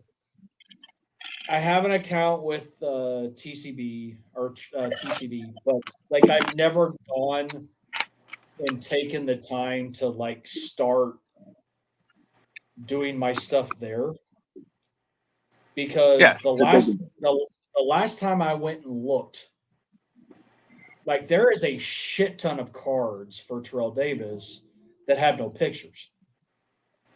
And it's like, okay, I could definitely fill some gaps here from a picture perspective. When you have, you know, I think I'm pushing just under 50 101s. I could fill some holes. Yeah. That's what she But said. it's but it's not even just like the 101s. It's lower numbered inserts and parallels and you know some other stuff. So it's like, will that be something that I take on at some point as a way just to kind of keep me engrossed in the Terrell Davis stuff? Probably. Because I've already shared that I finally, you know, I re-audited the collection. I haven't moved the stuff from my old checklist to the newer downloaded checklist that I did whenever I sent checklists to Vinny and Dave, whenever that was. I don't even remember now. That has, you know, the updated prices and stuff like that. Not that I give a shit about blanket prices. You're going to have a hell of an audit next year. What? Huh? But, you know, I audit it every year. And the reason for that is it gives me a chance to go back through and pull shit out and look at stuff and remember some of the cards that people sent to me and everything else. Because although I don't remember them all, I remember a lot of who sent me what over the years. A few years ago, you go back 10 years, I could have told you every card. Not so much anymore. But, you know, it's one of the things that, you know, and this is a personal thing, I take personal pride in that even if somebody sends me a TD that I already have, it means more to me that they still thought of me in that regard. And in those situations, because most of the Terrell Davis cards that I own, I have purchased myself. A large percentage of them. But for cards that are sent to me by people that I already have a copy of, I take the card out of the collection and it goes in the Broncos, and the card that somebody sends me goes in the collection. Because somebody who thinks to send me something, they belong in the Terrell Davis collection. What I bought and what I paid for now belongs in the Broncos collection. Because they are separate. They are separate. So, I don't know. I may be the only one who does that. And like all the stuff that, because Vinny loves his painter's tape. Well, I just told you I mean I did the same thing with the Shaq clear. You know, Vinny sent me one. That's the one that I'm going to keep. Yep. And like you mentioned, I'd love to be better about ratings, like who gave me what. But I mean, some of the big stuff it stands out. But like a card like this, I know this blue tape means that Vinny sent it to me. You know. Yep. Well, and that's I leave it on there. And that's the thing. Like all the stuff that he sent me last year, I like consistency. However, other than like the stuff that I have in mags, which I still know what would have come from Vinny, all the inserts and the parallels and stuff that he sent me last year for Christmas went into the collection with the blue tape on it. Yeah. Because he had the checklist. So it's like that's the only way that I'm fully going to always remember what Vinny sent. Because it was a significant number of cards that I needed. Like my memory is Alamo this year. My memory is not what it used to be. Like it just, I mean, and I shit you not, I could go through the collection, or I could have done a video and gone through the auto collection and been like, yes, and this was a gift from so and so, and I'd go through it, and this was a gift from so and so, and like it was always there. But were you at during those times when you could recall better? Like, were you more, for the lack of a better way of explaining, like immersed in your collection on a day-to-day basis? Because I feel like I haven't seen my collection in a little while, given some stuff that's going on. But that's okay. We're not going to get into that. But like, yeah, I feel out of touch with the hobby as a whole because it's not readily available for me to kind of go through, which was something that I did regularly, you know. That's part of it, Bob, but it's one of those in which it's just a case of getting older. Like, yeah, you are. So are you. It's just one of those things in which sometimes you gotta purge shit from your brain in order to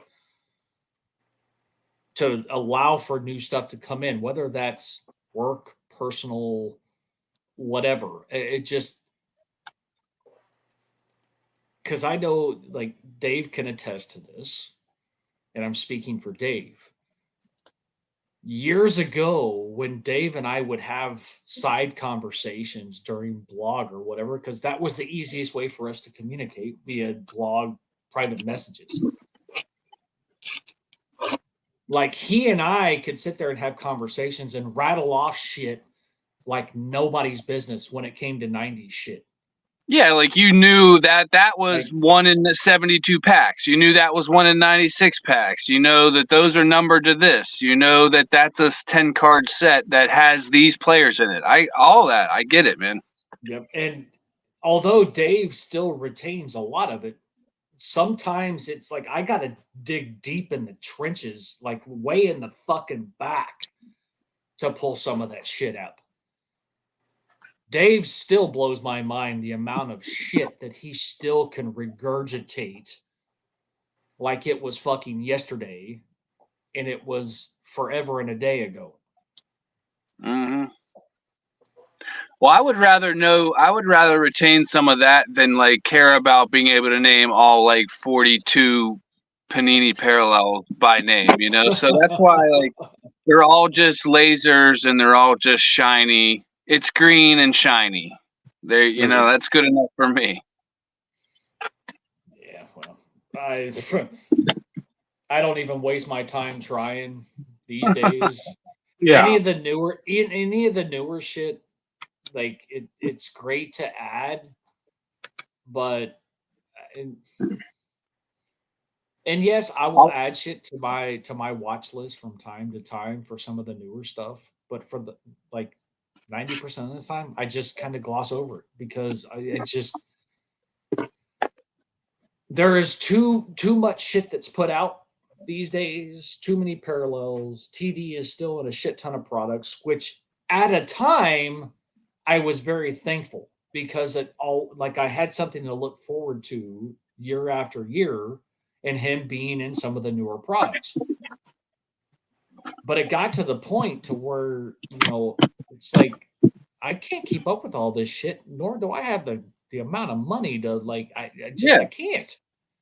I can't. So like same thing with Moss. I like seeing Moss in like a Prism product, and I would go after. Okay, Moss has got 2 cards in this particular year of Panini, and I like the Genesis parallel, so I'll go get those 2. Like and then I'm done. Like I don't need to go after the gold vinyls or like all that. That's just I'm happy if I come across an amazing deal and able to snag something that I didn't have, but it doesn't keep me up at night. I don't feel like my collection is incomplete in any way by 100%. adding one. You know what I mean? No, 100%. And that's the nice thing about being able to zig and zag, so to speak, because it's your collection. You get to dictate what you feel like you want to add and what you don't. There's no right or wrong answer. It's what you want to do. Yeah, right. And so, my personal collection. Exactly. And if that's the Genesis, more power to you. They're beautiful cards. Yeah. Would I love to add? Like, they're on my list. They're on my list. I have the downtowns, right? I believe I have the ones that are out. But I don't have a Kaboom Randy Moss. Like, would I love to add one? Yeah, but Kabooms were like the top of the talk of the town. So I'm not paying $200 for Randy Moss Kaboom. And that's how I feel about the TD. Well, more than $200. Judas Priest. Yeah. 300 probably closer to that. And just the standard downtown for TD is $200. That doesn't include that's the Donruss, that's not the Optic or the Black Pandora. Like I can't. What's the one with that's like all black in the background that just has like a color swirl in it? I think it's a Donruss. The Prism? The Color Blast. Yeah, what are they? Color Blasts, yeah. Yeah, like that'd be cool, but I'm not paying hundreds of dollars for a non-playing days modern day insert.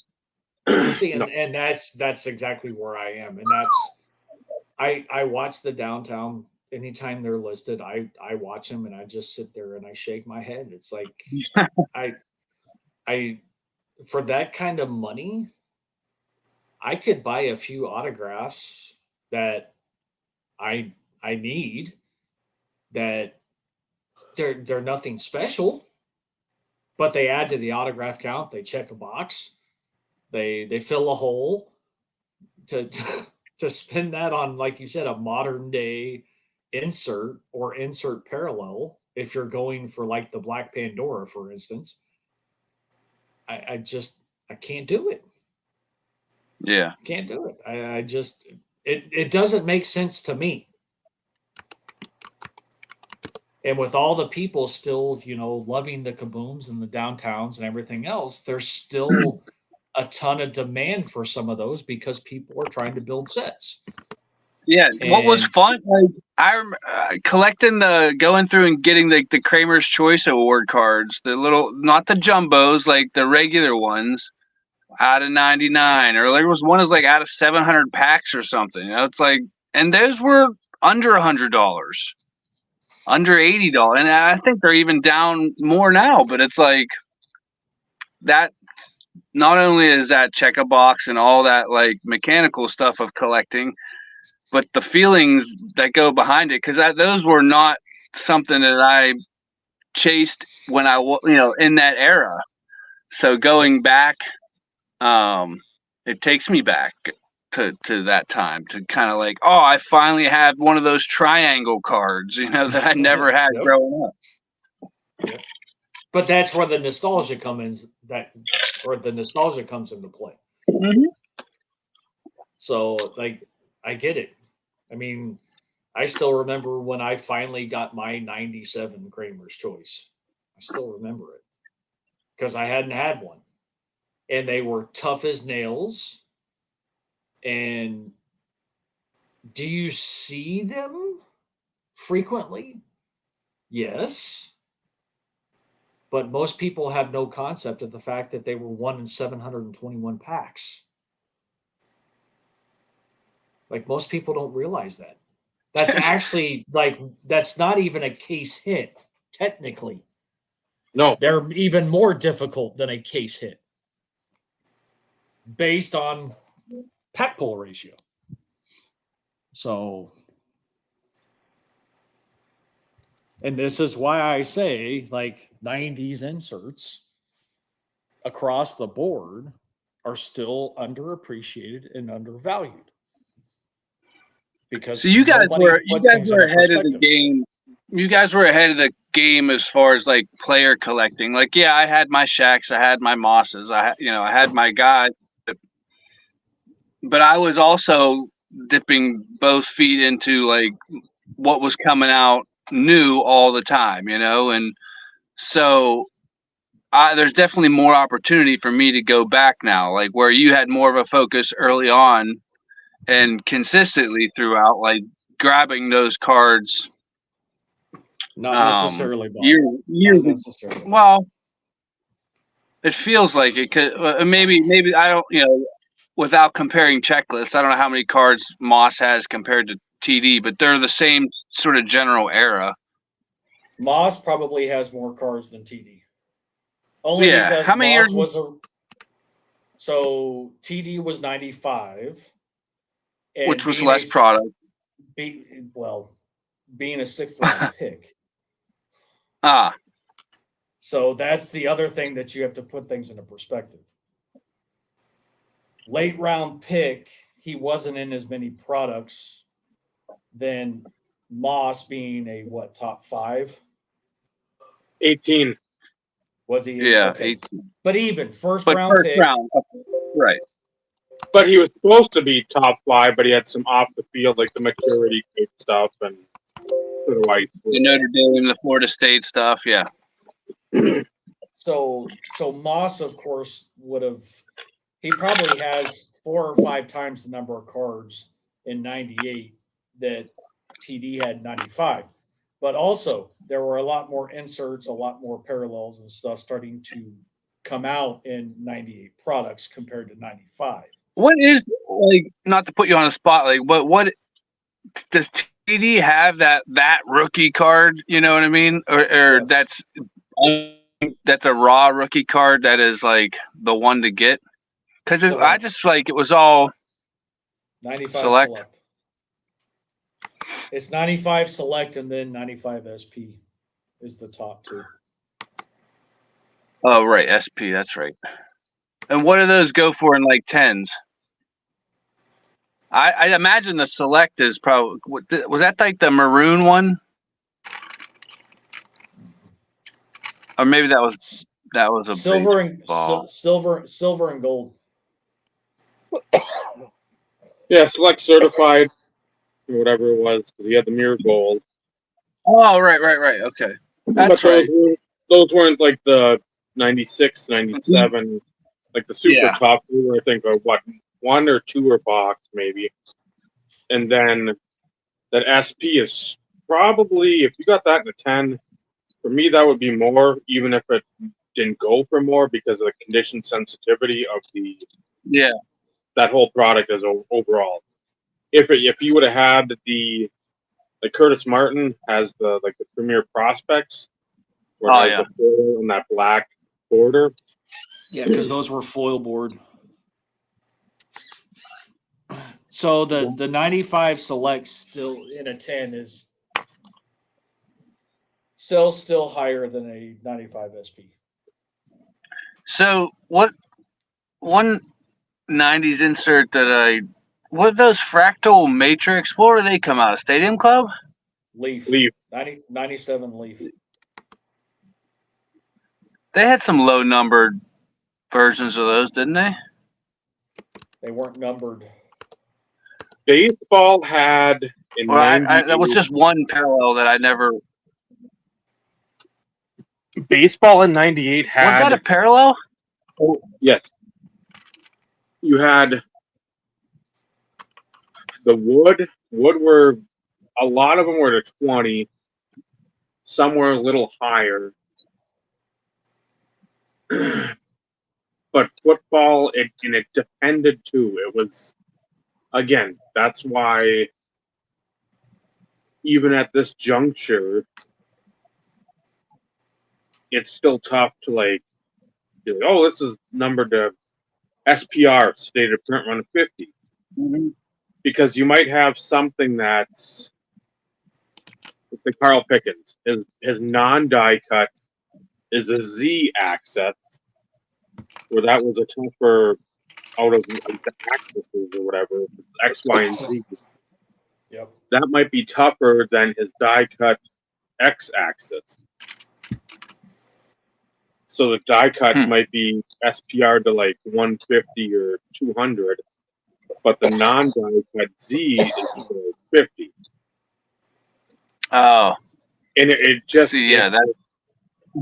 it's basically like getting high in a room and be like, you know what we could do to fuck everyone up? Yep. Right. Just hold on a minute, man. Let me tell you. Right. It's just like, that's fucking great. It's same with, what is it, the Donruss Elite 97, 98 hockey prime numbers, because there's 3 of them. There's let's say 436. The first one's what, out of 400? The second one's out of 30 or whatever, and then the last number's 6. So it's going to be 1 through 6 of that number, or 1 through 7. And then that's going to be so. The one thing I remember that was oh, I never got that until a few years ago trying to collect moss, the Donruss Elite status cards and aspiration cards, where it's when he was with the Vikings, the status were more the out of 84 or whatever, because it went by the jersey number, and then later on it was whatever was left over out of 100, so then it flip-flopped, because then when he was in the Oakland, he was jersey 18, out of 18, so it's just wait a minute, these are the same things, but they're not, and it depends upon what year it is. It's wait a minute. But that was number to 100. Yeah. Aspirations were always the higher number. Yeah. And then the status was always the lower number. So TD, aspirations are to 70, status is to 30. Right. And if you had Neil Smith, his status would be to 90, its aspirations would have been to 10. So right. I love those. That at that time too. I liked something that made you think. Yep. Yeah. You couldn't sit there and just be like, oh, 1 in 8 insert, yay. Now it's now we're okay, this is the 27, or no, this is numbered to 250, but this one's autographed. I see this one on Yahoo Auctions or eBay at the time, and Well, that's like number 178 at 250. That ain't autographed. Okay, something's up here. I don't Yeah, know when what. they did that kind of stuff, the first 10 or the first 20 are a different color, and there's really no. You just have to figure it out. I like that. I like where it's like, well, we'll give you what we're releasing, but maybe it's not everything. Yeah, like 2001 Donruss Elite. Well, Face that's to how. face. If you knew your stuff. Well, just real quick, if you knew your stuff, and somebody didn't know, like that's number 005 out of 100, and those are different than 11 through 100. You know what I mean? Like, because it had a die cut part to it or something. Like there were only 10 of those, but it falls within that. I see that a lot in baseball, but I'm sure it correlates to other sports. But what were you gonna say, Steve? Well, 2001 Donruss Elite face to face. So they're face mask cards. They're numbered to 100. The first 15 are autographed. The rest are not. Mm. And like, I don't know. I think certain players had different varying autograph quantities. Mhm. Don't hold me to this, but like I know Terrell Davis specific that serial numbered 1 to 15 were autographed. 16 to 100 is just the face mask card. No autograph. And Yeah. that wasn't the only product in 2001 going into 02 and 03 and 04. Like they did that frequently because again, you'd get the, gridiron gear, which would be mostly quote unquote the memorabilia set, 100 card set, 1 in 8 packs or 1 in 22, whatever it is. But some of those variations could have autographs and they would be your earlier serial numbered cards, and you wouldn't necessarily know how many of each card were autographed.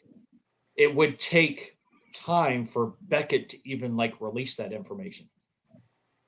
Or when they would sign like the first 10 in red ink, and then the next 30 in blue ink, and then like the next 900 in black ink, or like different colored ink was like a thing for a while too.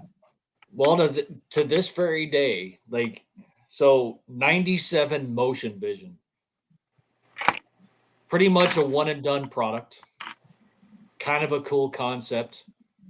1 card per pack, thick cards, but they were, guess you could call them 3D ish. Hologram on hologram on steroids. Yeah. Terrell Davis has an autograph. Well, to this very day, like I have no idea. I have been unable to find anything. I have 2 versions. I have one that's autographed in silver ink, and I have one that's autographed in gold ink. There is no information anywhere that I have been able to find that signifies or indicates anything that there are 2 different color inks used on those cards. And no, it's not an aftermarket. No, it's not. It's the autograph card.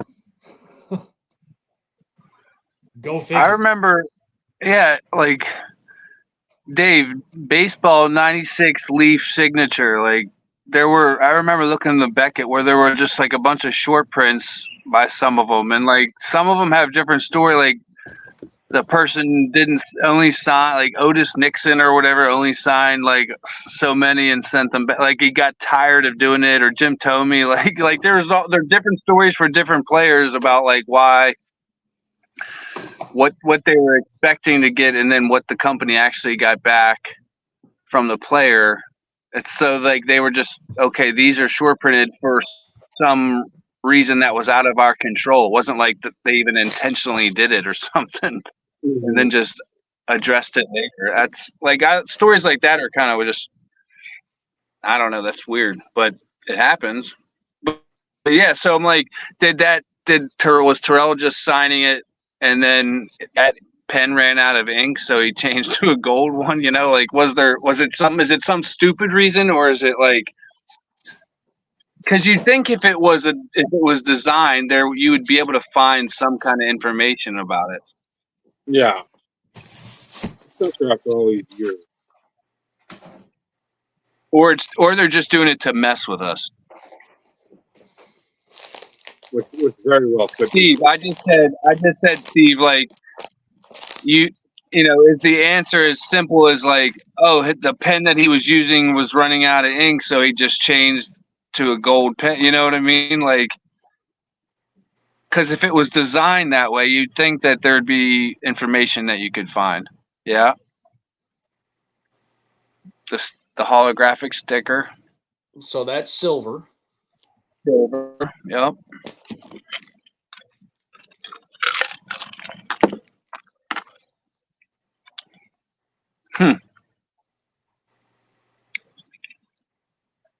Have you ever like looked to see if any other players or something similar with other players? He's the only one who signed. Oh.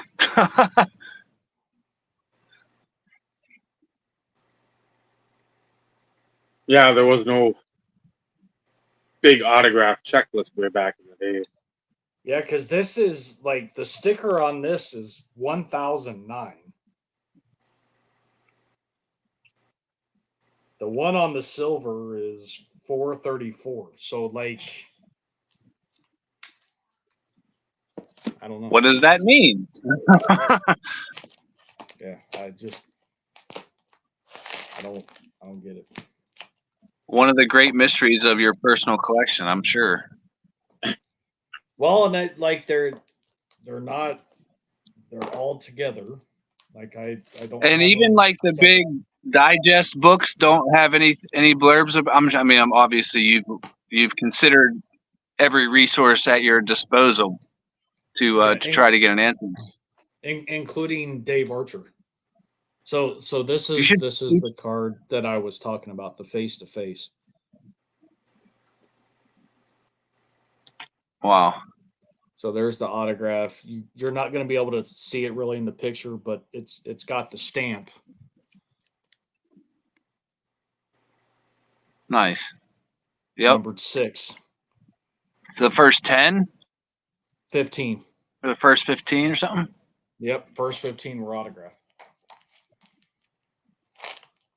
So and then since you still have me big, I can't. I've showed this too, but same thing. Yeah. Passing the torch, only the certain on the first few numbers. Ooh. I'm so glad I've had this one for as long as what I have.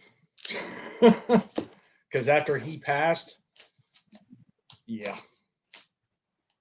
I'll show some random shit just since I pulled the box out. I think Moss and Rice have a card like that.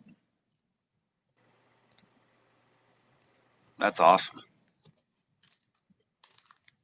Most of these, of course, if anybody knows anything about Leaf Certified, it's numbered to 30. And that's like real authentication. I mean, here's the next year's. Not as pretty, but. And of course, everybody remembers this. And then again, maybe they don't. I do.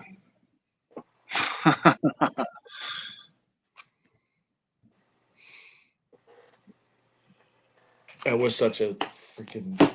I still can't believe I own that card. Like here's the other the next year after the other one that I showed. Most people haven't seen this one, or a lot of people haven't seen this one. Dave probably remembers it. It's a 25. Wow. Oh man. What's interesting though is you go from that. So he's got 2 in this set to him and Tatum Bell, and this one's numbered to 20. Like, why? This is just a nice looking patch. Yeah, man. That's numbered to 25. Did he play? Here's a- Had the Broncos already changed their uniforms before he came? Yeah. Did he? Okay.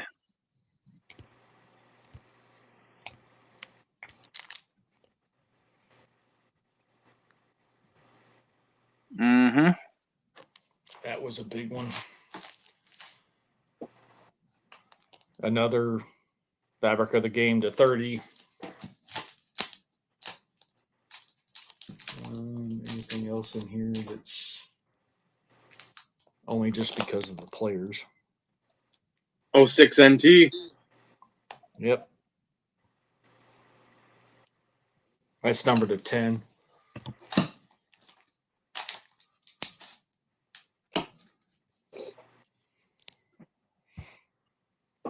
Oh six NT. Getting my juices done.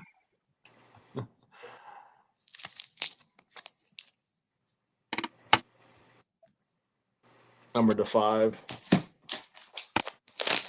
What else can I? Anything else in here that's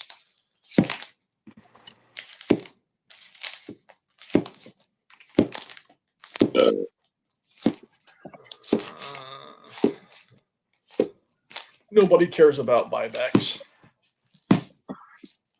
I like buybacks. Nobody cares about buybacks. Ruby Balvis does. I like them because they're affordable. That depends. Is that the one? No, that's not the one. Since you said it, Bob, is that the one? I think so. There's you a buyback. Yeah. Oh, hidden numbered. Gotta love it. Two of 2.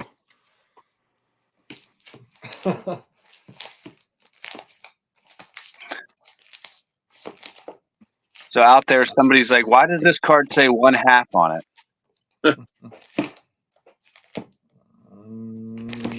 Anything else that's kind of? Oh, I haven't shown this card in a while. Not in a while. You need the unautographed version of that. Were you aware of that, Steve? Yes, and I need the jersey version. Those all like showing. Nothing else in because this is all the older stuff. So Ask there's me not- how I It's a know great- that, Steve. That's a Ask great me how I know stout. that, Steve. because you have my checklist.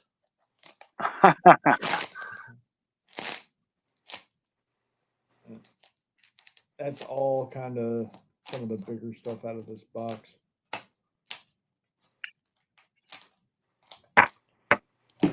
Yep, that's all the bigger stuff out of it.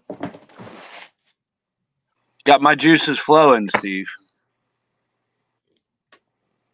Well, do I need to get the newer year box? I mean, Up to I'm you, not Bob. going to tell you no. I'm not telling you Well- no. All right, I'll get the. Hold on.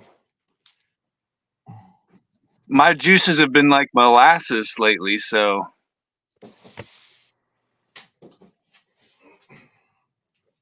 The Game Gear. Ooh.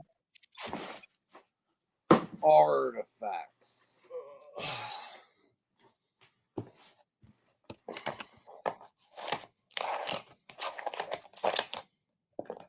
Oh man.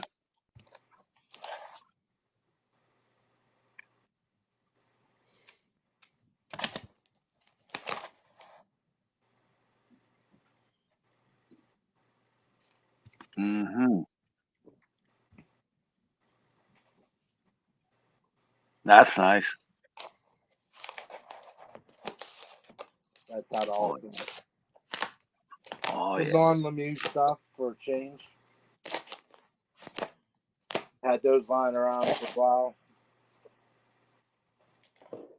There's big jumbo card Lemieux. Yeah. And then this bad boy. That's awesome. Yep. Crazy. I'll get these little like you click on Google or whatever, and then it's like they recommend, oh, you might like this article, and it was the top 10 sports or top 10 athletes from each city, in Pittsburgh was Lemieux was number one I am of all surprised. sports. Yeah, of all sports. I figure it would be top 3 would be him, Roberto, and Mean Joe, I think. Dude, I think that was the top 3.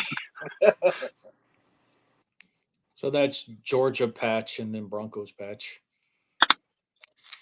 That's number. Wow. That's number to 5. Is that the one number to 5? Who cares? Is that bad? Oh, is that the one number to 5? Who cares? That's the 15. This is one of my favorite cards. Floyd Little, Wow. Terrell Davis, no Sean Moreno. That's number to 5. Stated print run to 5.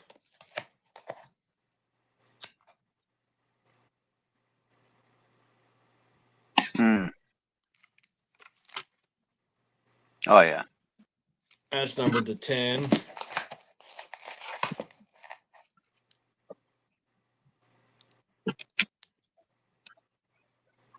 That's pretty sharp. Number to 5.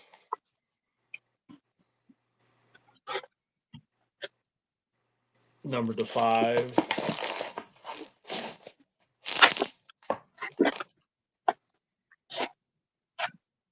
I hate some of the way that this light is in here. We can just see it like shining off of your face. That's the 10.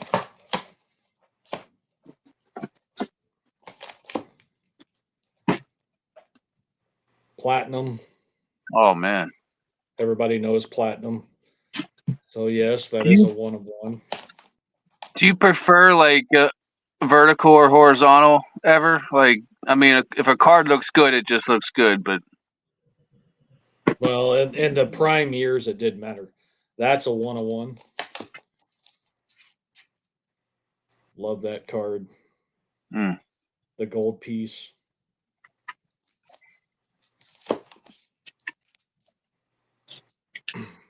That's a 1 of 1. 2 101s from 2011 Gold Standard, and I have them both.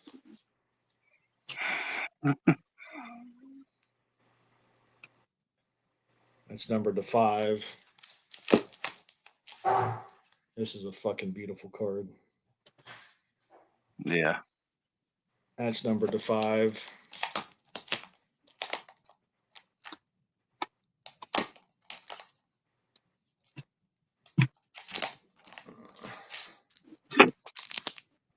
There's 2 plate 101s for you. Nice. Shitty product. Numbered to 15. Timeless treasures.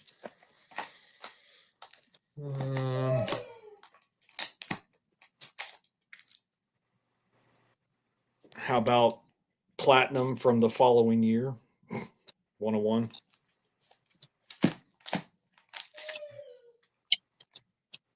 Stated print run of 5. NT black to 5. Ooh. Let's see, what else do we got? Oh, that's awesome. That's a 101. woke up in the middle of the night to bid on that one. Nothing special. Numbered to 2. I like the close up though. Duel with him and Sap to 5. 5-star. Beautiful. Who was the other player on that one? Monte Ball. Does he have anything with Atwater? I don't think so. Don't hold me to that. I won't. Emerald, 1 of 1.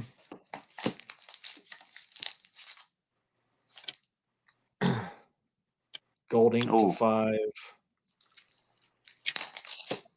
This was a gift from JW Smitty 80. Him and Bo Jackson. His signatures look pretty much the same over the years. I won't show that card because everybody's seen that one.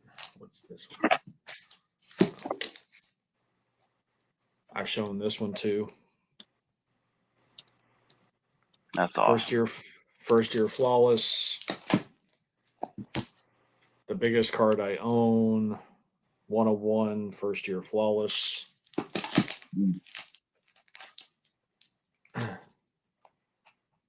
Just another 1 of 1 out of Immaculate. You like that? Just another 1 of 1 out of Immaculate. Out of Bowman Spectra numbered to 2.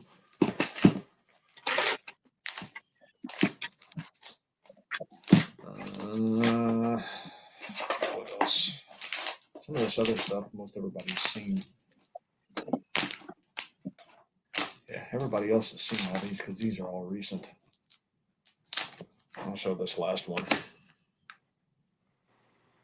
Flawless Emerald to 2. Only to 2.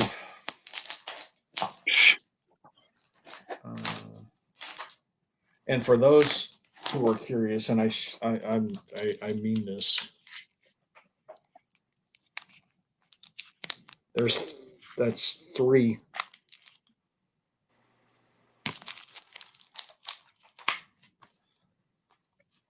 I need the yellow.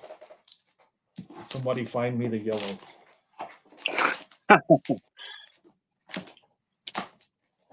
So, and then. Do you have a short list that you are like looking at every day for stuff? No. Like with that yellow watch list? That's awesome. That's jersey numbered. That came from PDAS. Well, I bought it from PDAS, but they're just some random stuff. Yeah. So now that we're at 2.5 hours.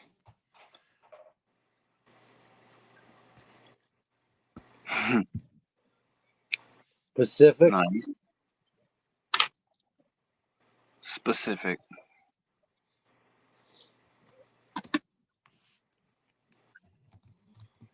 Oh yeah. The pad.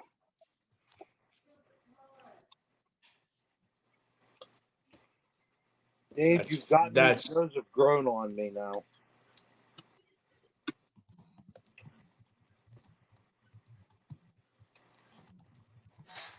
Artist proof.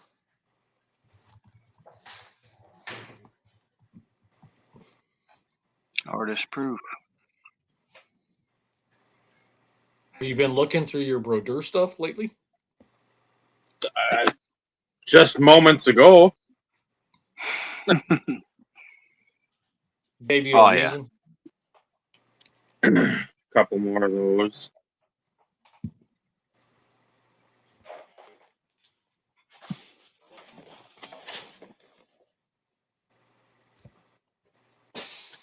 Yes.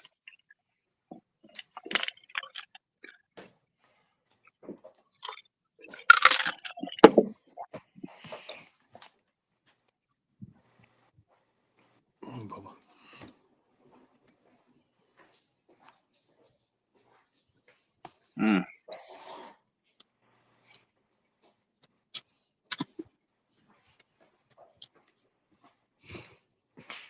Black Diamond.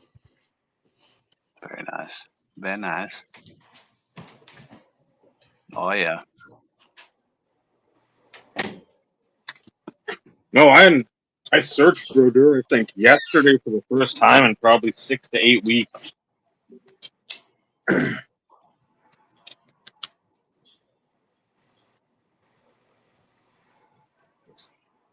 Number 200. Yep, that's what I thought it Exclusive. was. But Exclusive. the exclusive parallel.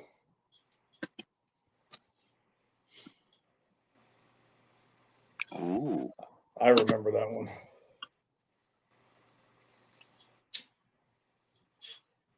Another, where's that? Nice. Exclusive.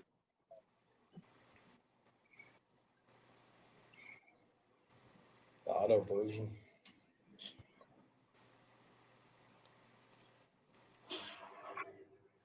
SPX did it right.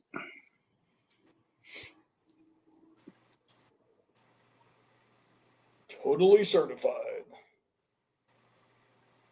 Ooh.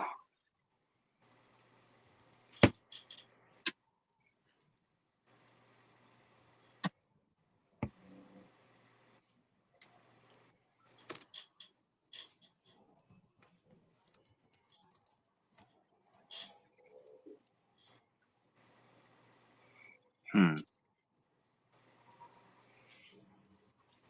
Makes me wonder. I don't know if I can consider myself a super collector anymore since. Since why? I don't go after everything. Well, You're some still other people super are doing normal. it for you, so don't worry about it, buddy. What was that, Vinny? I said, don't worry about that because some other people are doing it for you. at least till next year when I gotta buy a house, then you're all screwed. Yeah, but even then, like with the number of cars they're putting out into the newer products, it's freaking ridiculous. Dude, it's like Lemieux. It's like nuts. I just looked at tomorrow is 2324 SPX. Thank Jesus he only has one card. Radiance FX. He's got the 949. He's got the 399.99 and 10. There's 4 cards. 4 versions of the same card. Impossible autographs. I haven't even looked at that. Well, that's a classic right there.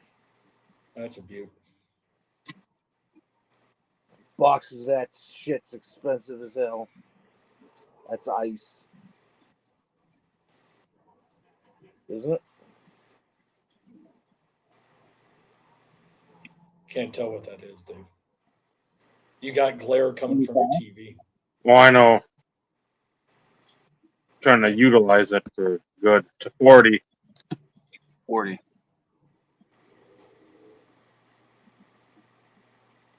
This is a good The looking card. gold to 10.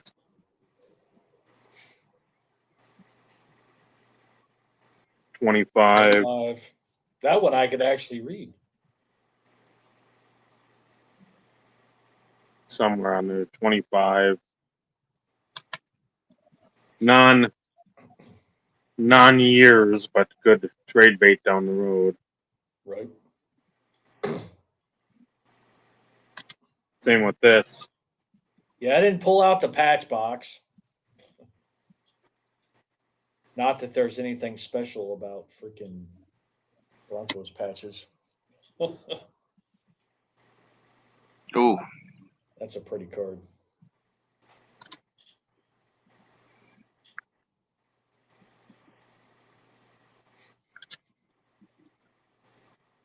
Dave just couldn't have somebody else have the spotlight. Nope. Screw us. 65. Is that a piece of the net? All-Star net. Well, no, when you dig through your Terrells, I'm sure that's not a everyday occurrence. it's one of these times. It's like, well, shit, I want to look and see what I got going on. Same here. I'm like, I don't even know what I've got.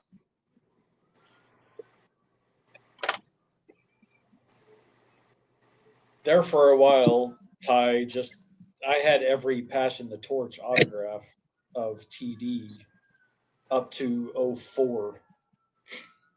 No, 07. Now, mind you, he wasn't in every product. No, I take that back. Because 2010, he had his with No Sean. I have the one with him and Philip Lindsay, but there's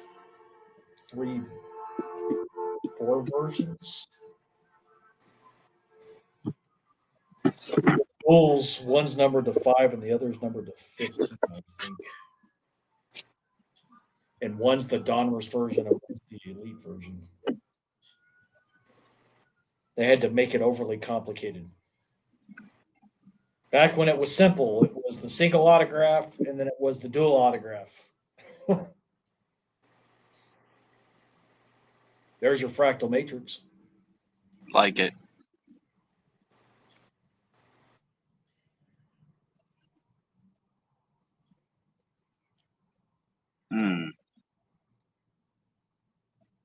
What year do you think, Ty? It's going to be the first year that nobody can afford. Nice. It's 97 is the best year. 97.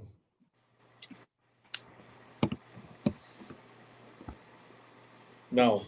Is it 90? 99. 99 was the first year, wasn't it, Dave?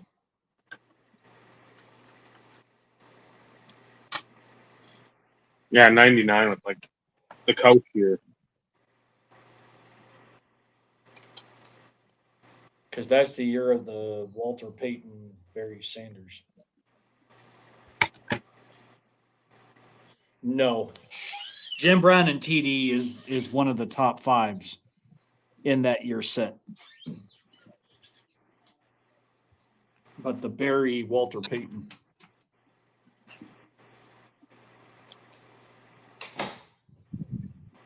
Because I think Emmett's also in that year too, didn't he? I forget who all was in that year's checklist, but like it was unreal. Was it Emmett and Fred Taylor? Could be. We use that Florida connection. Could be.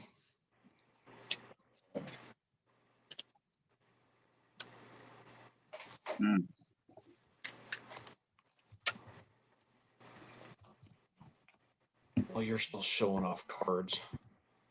I'll do a quick peek.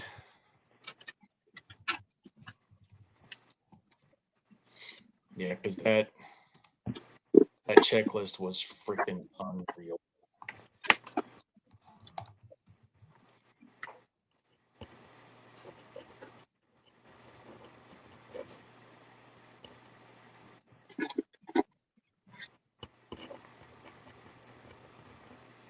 Nice.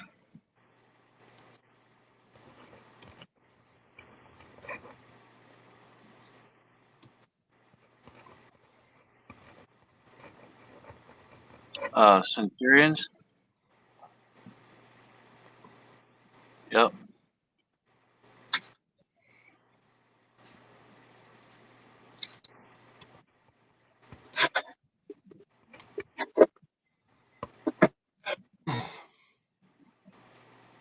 So here's your dual autograph checklist from 99. This is for Ty. Keep showing cards, Dave. You had Johnny Unitas, Peyton Manning. Ooh. Walter Payton, Barry Sanders. Emmett Smith, Fred Taylor. Earl Campbell, Ricky Williams.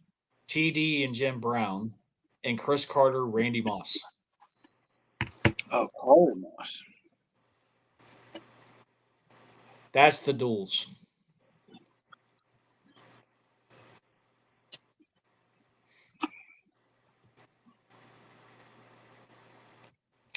Oh, yeah.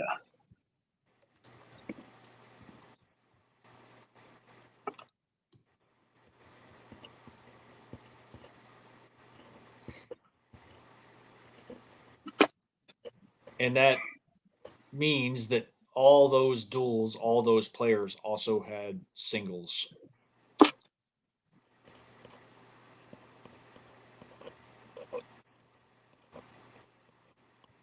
That's awesome. So Quite a year. yeah. There are other good sets from passing the torch, but as far as the player combinations, that by far is hands down the best.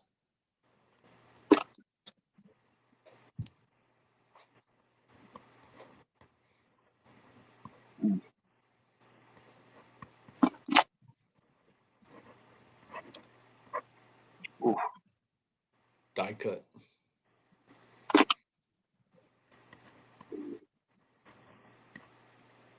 Those are so freaking. Those are beautiful, man. Gold label, red label, 50. And this is what I hated with you can make out maybe a little of the, or if you put foil, that's where it would be. Mm. It's some of it's gold foil, some of it's not. And I've got the bronze refractive somewhere. Is it mystery finest? Yeah.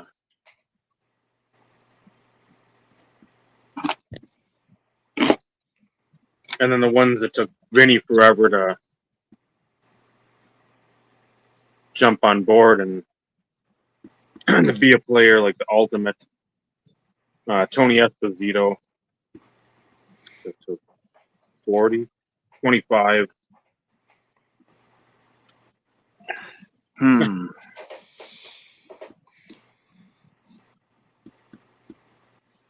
Yeah, of course. This is going to sound really, really bad, but all this stuff pales in comparison to the shit that freaking Ryan showed a few weeks back. Oh, I know. Like I said, it sounds bad, and I don't mean it to sound bad because, like, I was showing off some big cards too, at least to me. But they pale in comparison to the shit that freaking Ryan showed. Holy cow! Bob, if you have some free time, Yeah. go back and watch the episode with the placeholder, with the purple GT22 in the placeholder. Okay. And you can fast forward a little bit, but when Ryan gets on, Holy shit, dude. Is all I got to say. and it Yeah, some of it was going to national, some of it may have been going to national. Like, holy shit, Bob. So, like, yeah, for him to just pull that box out or a couple boxes out and it's like, oh, I don't know about this. I don't know about that. And like, He knows. I wouldn't get rid of it, any of it. yeah, bat barrels and Tiger Wood autos. You're sitting there going, holy shit. Yeah, there's a few collections out there that make me do that. Oh, poor Mark's not here to witness. The White Sox won. I'm sure he was watching. And the Rangers did not get no hit. They only had one hit, but it was a 2-run homer by Corey Seager, so they didn't get shut out either. Nice. But they still lost. What about the Pirates? Anybody see if they won? I'll look real quick. Thank you. They are losing in the bottom of the ninth, 6-0. Yeah. Awesome. Back to 500 you go.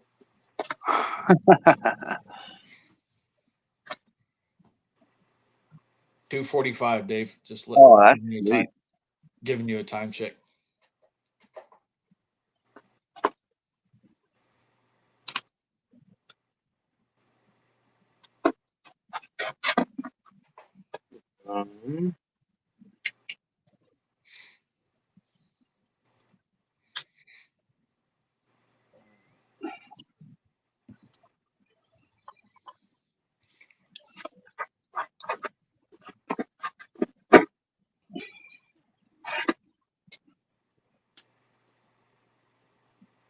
always like these.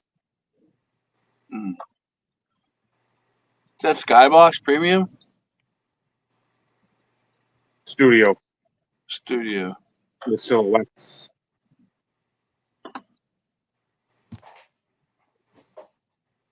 Yes. Yeah. Yes. The whole like dot matrix type of stuff. Yeah. Yeah. The pinholes. Was that Platinum Portrait or something? Metal had them. Metal Universe. Yeah. Huge cards in the basketball space. Yeah, I was gonna say Shaq has some inserts that I'll just never be able to get. First day issue. Did you not Like- guys know Top Stadium Club is known for their photography? Oh my goodness, No. they sure. Bob taught me. that. Really? Really? It's on Is my- it really? It's on my pet peeves list.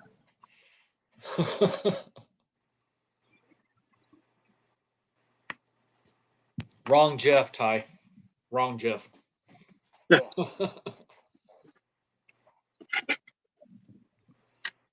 It's Jeff Morris. And Jeff Morris will never be done with treatment.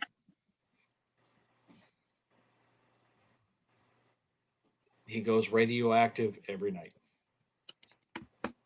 Yeah. Jeff Morris. Shout out to Jeff Morris. Yeah, we didn't see him tonight. First night in a few weeks that he hasn't popped in and said hi.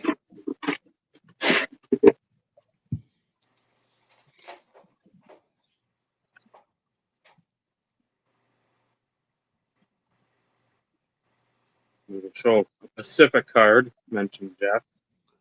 Got to.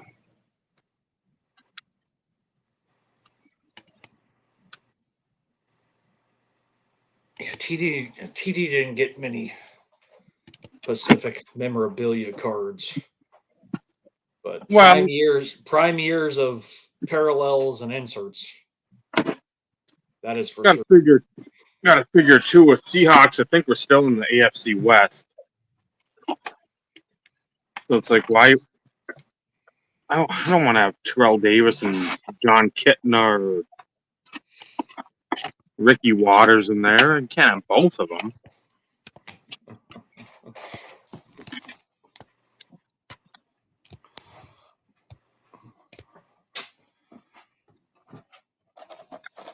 And not that anybody cares, but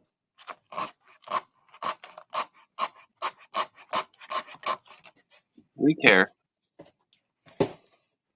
I was actually surprised I was able to get a couple of those. And no, they will not be opened.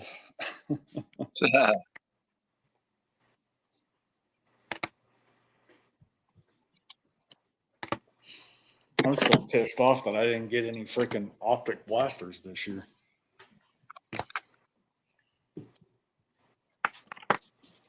There you go. Nice triple.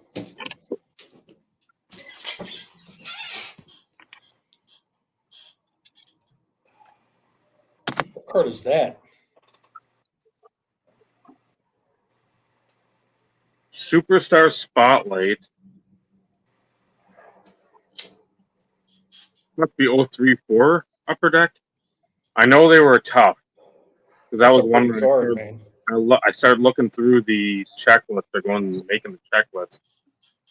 I saw these are like maybe 216, and I'm like, well, what do these entail? And I saw that. I'm like, okay, Yeah, holograph. So now you're instantly.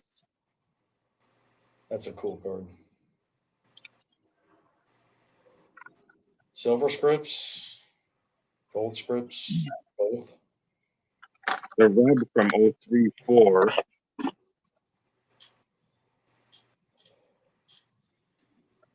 Yeah, I still only have one superscript. Nice. Is that the blue or the ice blue? Blue, because I don't think they had. Dave, that was a rhetorical question. I think it was the Blue Shimmer Double Ice Retroactive Mojo. Prismatic. Laser. Yeah, laser cut diamond focus. Laser.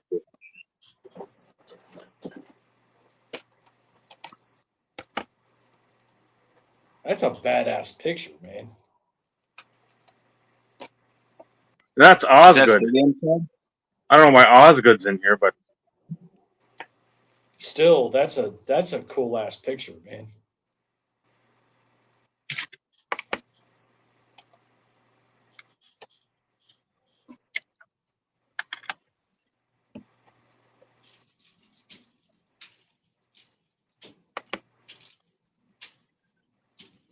Wah, the Eagle, Schroeder, the 30. I got search somewhere. They're not amongst them. The totally certified and the what is it? That Z gold. Sure, it's in a stack of Bruters somewhere amongst Yeah, well, everything else. So the joys of trying to find time to get organized. I told you it took me. I was trying to think, when did I actually fully do my full on checklist and integration shit? Probably 5 years ago. And it took me what seemed like forever and a fucking day, man.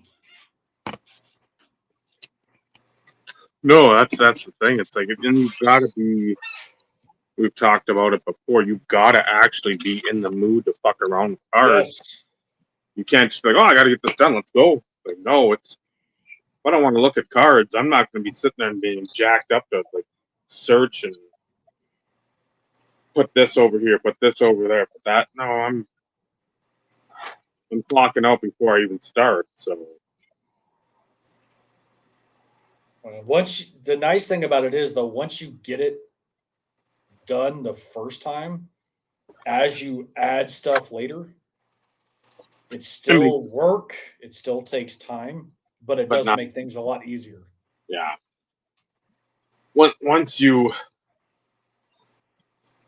get the initial push of fucking putting everything together, Yep.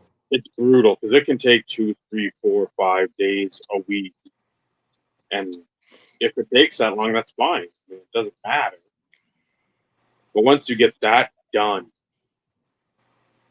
it's like, oh, finally, that's out of the way.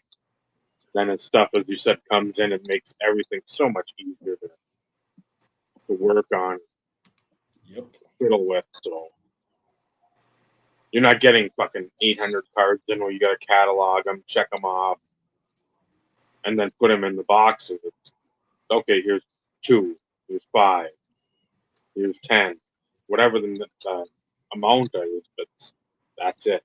So,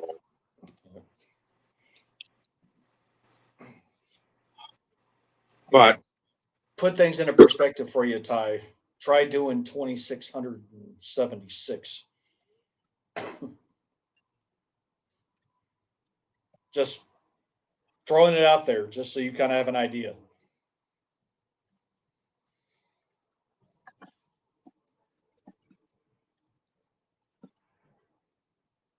That first go round, I think it took me a total of 2 weeks because I had other stacks of shit in different places that may have been duplicates. I didn't know at the time because I didn't have shit fully organized or checklisted completely. So, but now it's a lot easier. Still takes a lot of time, especially when you have a guy like Vinny sending you, like almost 40 cards, not including the few TDs that Dave sent, other stuff. But the fact that I got it done over a matter of, I don't know, 4 days, and that included the Broncos auto collection. Still more work to be done because it was just like the jersey patches autos part of the collection. Eventually, I need to organize the base, the inserts, the parallels, all that kind of fun shit. That's going to take a while. Yeah. Because even I've started getting in the habit of pulling out Broncos stuff from like some of the just the random packs and stuff that I open and stuff like that. So, holy shit, we're coming up on 3 hours. I can't tell you for not having a topic for this week's episode. They always emerge. But then again, we spent the last 35 minutes showing cards. Some of which I know Dave hasn't seen in a few years. Some of which I may have shown over the last amount of time on here, but even then. Yeah, I haven't went through, and on the bottom there, I looked through Dumba stuff too. I mean, I haven't looked at any of this stuff in months. You're not feeling it. No, I mean, it's I get it. I had the one little spark of just wanting to finally get stuff off the desk here. And I say it, I audit the checklist and the collection every year. And the best time to do it is when you have stuff to integrate. It was already checklisted. Like I had already gone through my checklist and highlighted and all that stuff. So all that part was done. It just needed to get it all integrated. What better time to also audit? Where it goes. How often do you have to because I imagine it's in more than one box. So then okay, I got 30 cards that go in this box. They're not all going to fit because they're in mags or they're, it's so now I got to adjust the end of one side into the next box. And then, oh shit, they won't fit in that now. Cause so you have to strategically pack your boxes with some wiggle room in them. I started using until I had foam blocks, because I don't want them just all shifting around in there either. So it's I gotta have some space holders that are. I have decoys with the year written on the front of them. Yeah. That separates them, and since I know certain years have more cards, I leave a little bit more room, and sometimes it starts in one box, but then also goes into the next. Yeah. I know there's X number of cards, and so the Terrell Davis collection is 7 3,200 count boxes. Wow. So there's 2 auto boxes. There's the patch box, and then the other 4. So you keep those in their own boxes. You don't marinate. You don't marinate them and integrate them in with the year that they were, huh? No. Okay. Base inserts parallels are in their own set of boxes, and then autos are in their own boxes, and then patches are in its own box. Okay. I do my meadows basically by the checklist. You know what I mean? The first card on the checklist is the first card in the box. The 100th card on the checklist is the 100th, regardless if it's a parallel or not. And then that way it looks like there's chunkiness throughout. It's not like all my chunkiness is in one box, but yeah, I mean, I get that. Yeah, I mean, now all my slabs are in a separate spot because they just don't fit in those boxes, and I hate having them laying down their side. I don't know why, I just don't like it. So well, and I have a shoe box that also, and not a shoe box as in a box that you get your shoes out of, an actual card shoebox. Yeah. that Slabs. has like all my graded stuff, the TD biography that's autographed, my 6-way booklet auto. It's got the navigating the zone autograph, the jumbo. It's got some other stuff in it, playoff cubes, some of the other just bigger stuff that like won't fit in with the rest of the stuff. So I mean, technically it's in 8 boxes, but I don't count that one because it's a mix mash of stuff. Yeah. And that one still actually has less room than some of the other card boxes. Like the patch box has the most room in it because he doesn't have as many patches. Right. And by patches, they are just patch cards. So they could be dual patches with somebody else, that type of stuff. Yeah. But there's no autographs in that box. All my standard memorabilia cards, jerseys, face masks, that type of stuff, that's also integrated in with the base insert parallel stuff. So if it has an autograph and a patch, it goes in the autograph box. Correct. The autograph supersedes the patch, which I would agree with that logic. Correct. That was my way of thinking. And since for the longest time, I was tracking not just cards of TD, I was also tracking number of autographs. Mm. I stopped doing that though some time ago.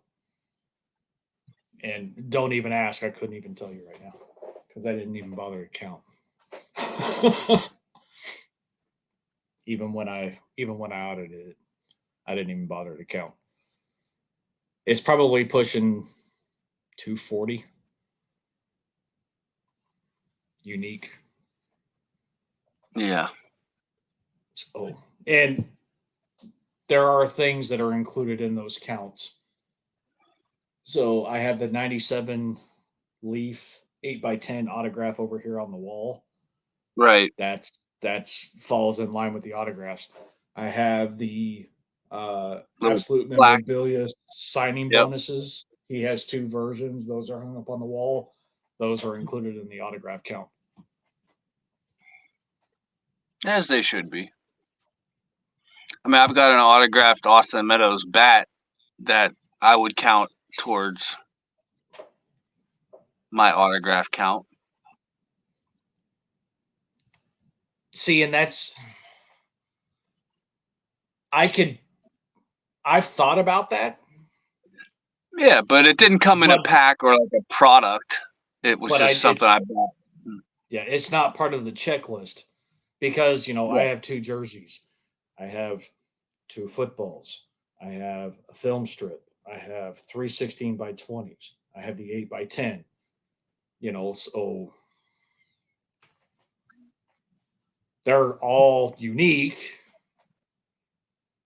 And I mean, shit, I guess technically like the 3 16x20s in the film cell, technically I could include because the redemption card came out of packs. There you go. So plus the jersey, plus the 2 footballs, plus the 8x10.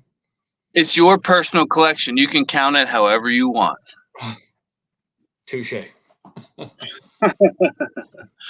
bring it back to our initial point.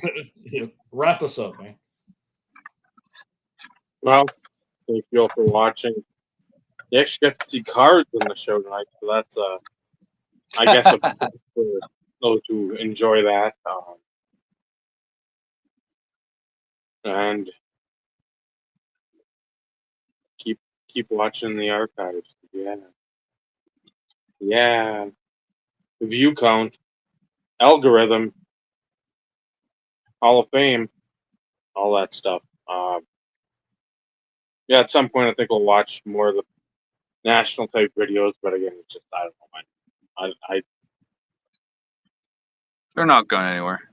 no, unless somebody says they're tired of the hobby and they're just done and they sell out, and delete their channel, whatever.